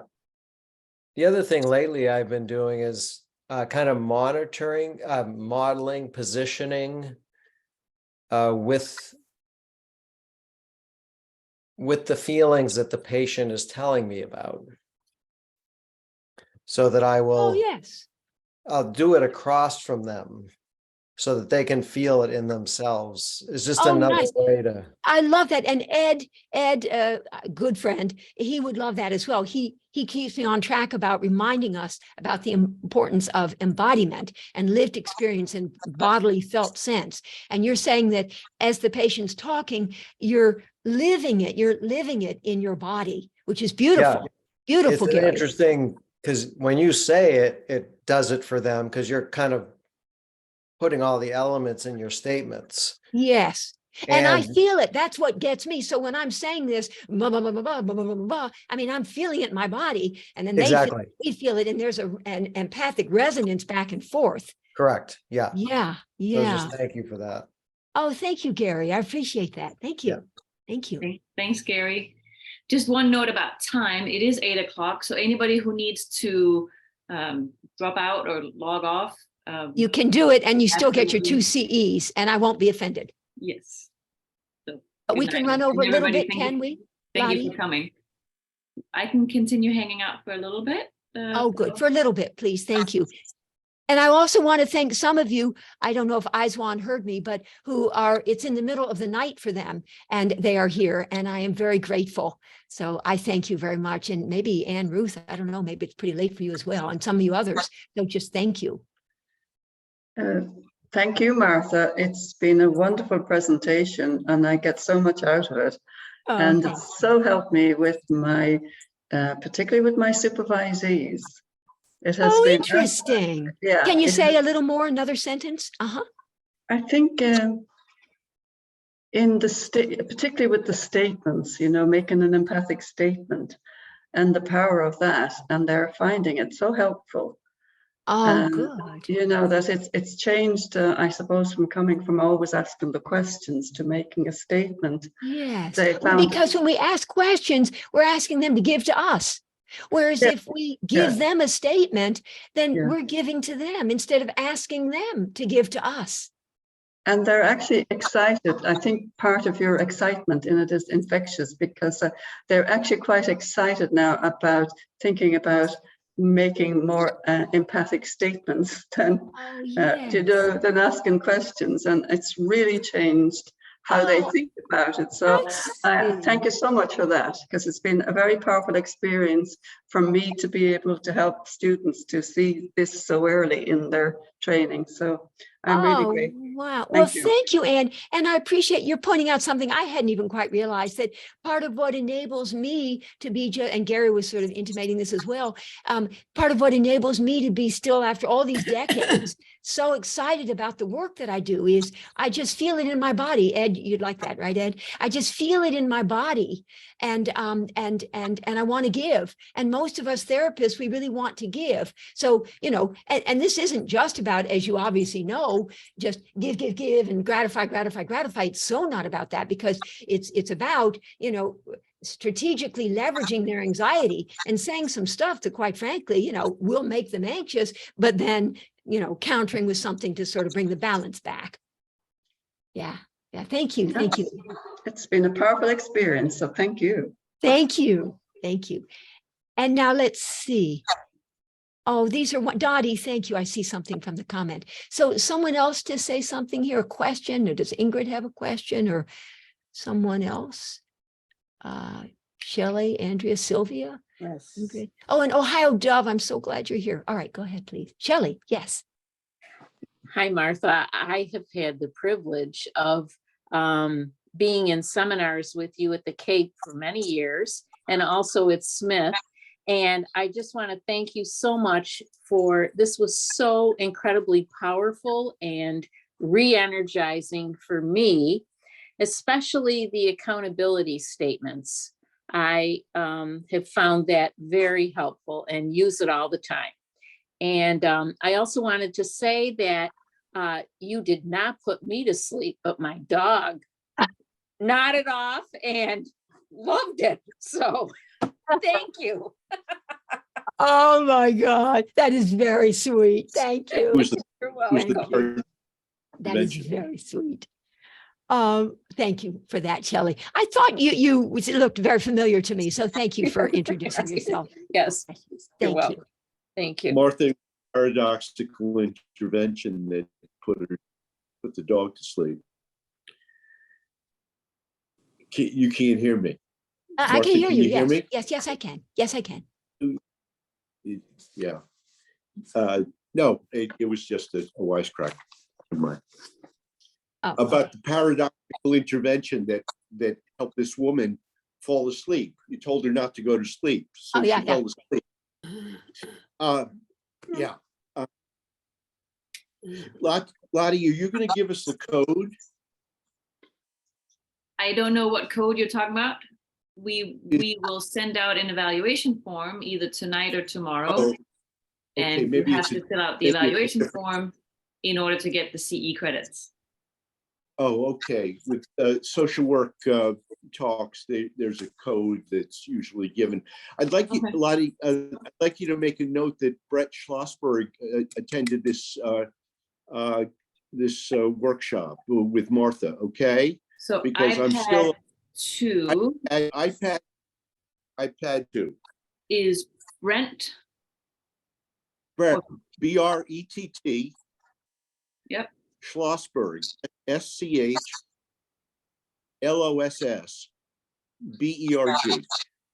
Got it. Thank you. Oh, good. I see that Cameron, something about, you mentioned having feelings about interpretations. And by the way, Lottie, can we save the chats so that I can have those and answer any questions we don't deal with? I would appreciate that. Thank you. Okay, Cameron, you mentioned having feelings about interpretations or that language. Could you speak more to that?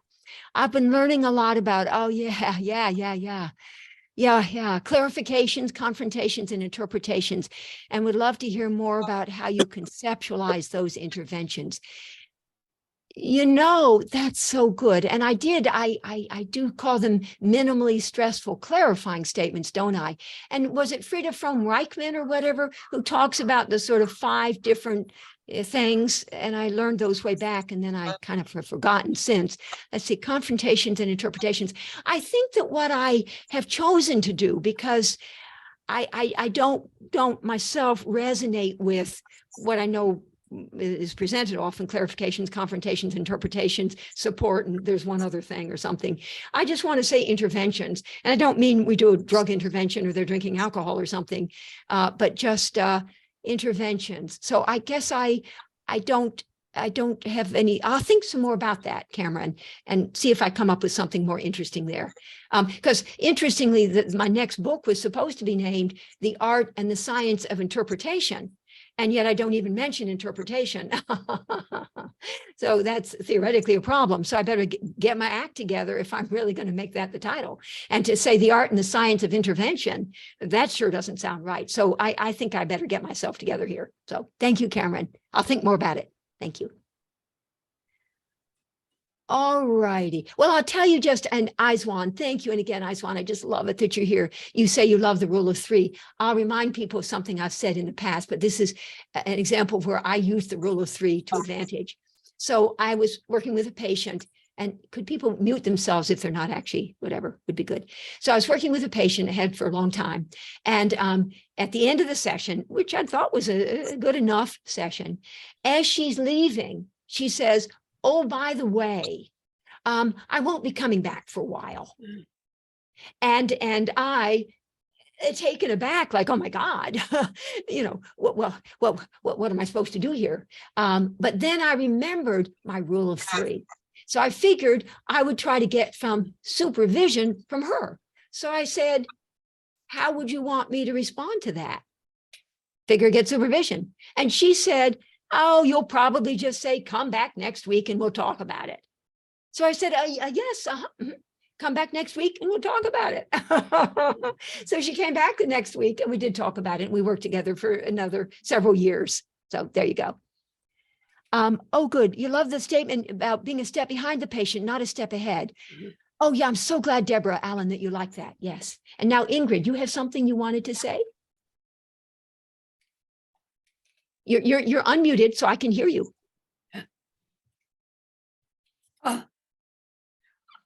I'm not sure. Are you talking to me? I am. To you, Ingrid, I am. Lovely Ingrid with the headset on.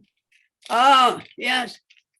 Yeah, no, I'm just very impressed by your presentation. And I'm looking forward to reviewing everything. Yes. Yeah. Thank you, Ingrid. Yeah. Thank you, Ingrid. I guess I get to say I will be in the fall, and some of you have already taken this course, in the fall through the Center for Psychoanalytic Studies at William James College. I present a 1 month long intensive something on Model 5. Some of you have taken that, and you get 18 continuing education credits, and it's very intense. Yeah, I would love to take it. Yes. Oh, Yeah. good. Well, I'll keep people apprised. Thank you. Thank you, Ingrid. Yeah. Thank you. Thank Martha, I'm going to sign. I'm here. Very, Martha, Oh, for a great presentation. I'd also like to know about the longer workshop that you're giving. Oh, okay. Yes, Barbara. Yes. And Ingrid, I will. Thank you. I will. If you're on, yes, I will let you know, Barbara and Ingrid. Yep. Thank you. I will. And thank you for your interest. All right. Well, listen, I realize I just wanted to make one comment, Dr. Stark. Julie. Yeah, Julie. yes, Julie. Yeah. Yes, I wanted to thank you. I found tonight's presentation to be particularly empowering for me, to help me think of myself as a less tenuous practitioner. Oh. Yes, to be less It was tenuous. empowering, you said. Oh, I see. Yes, when you were saying to be more direct in our statements. Yeah. It's a paradoxically, because even as you're sort of saying, it would seem that a part of you at this point in time, but then you get to say it. So you're paradoxically couching it. And meanwhile, though, you're saying something quite powerful. Right. And direct. Right. But also not to be saying, I think I'm hearing that you are feeling blah, blah, blah, blah. Yeah, right. You are feeling. Yes. Go ahead and give myself permission to just say. Just say. Yeah.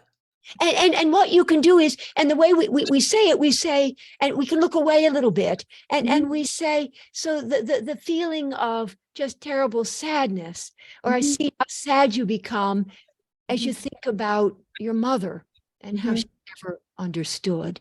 And you end it with ... and ellipsis, which is an implied question. So we're really tentative when we say it. So we don't say, and I know you know this, we don't say, you're sad when you talk about your mother.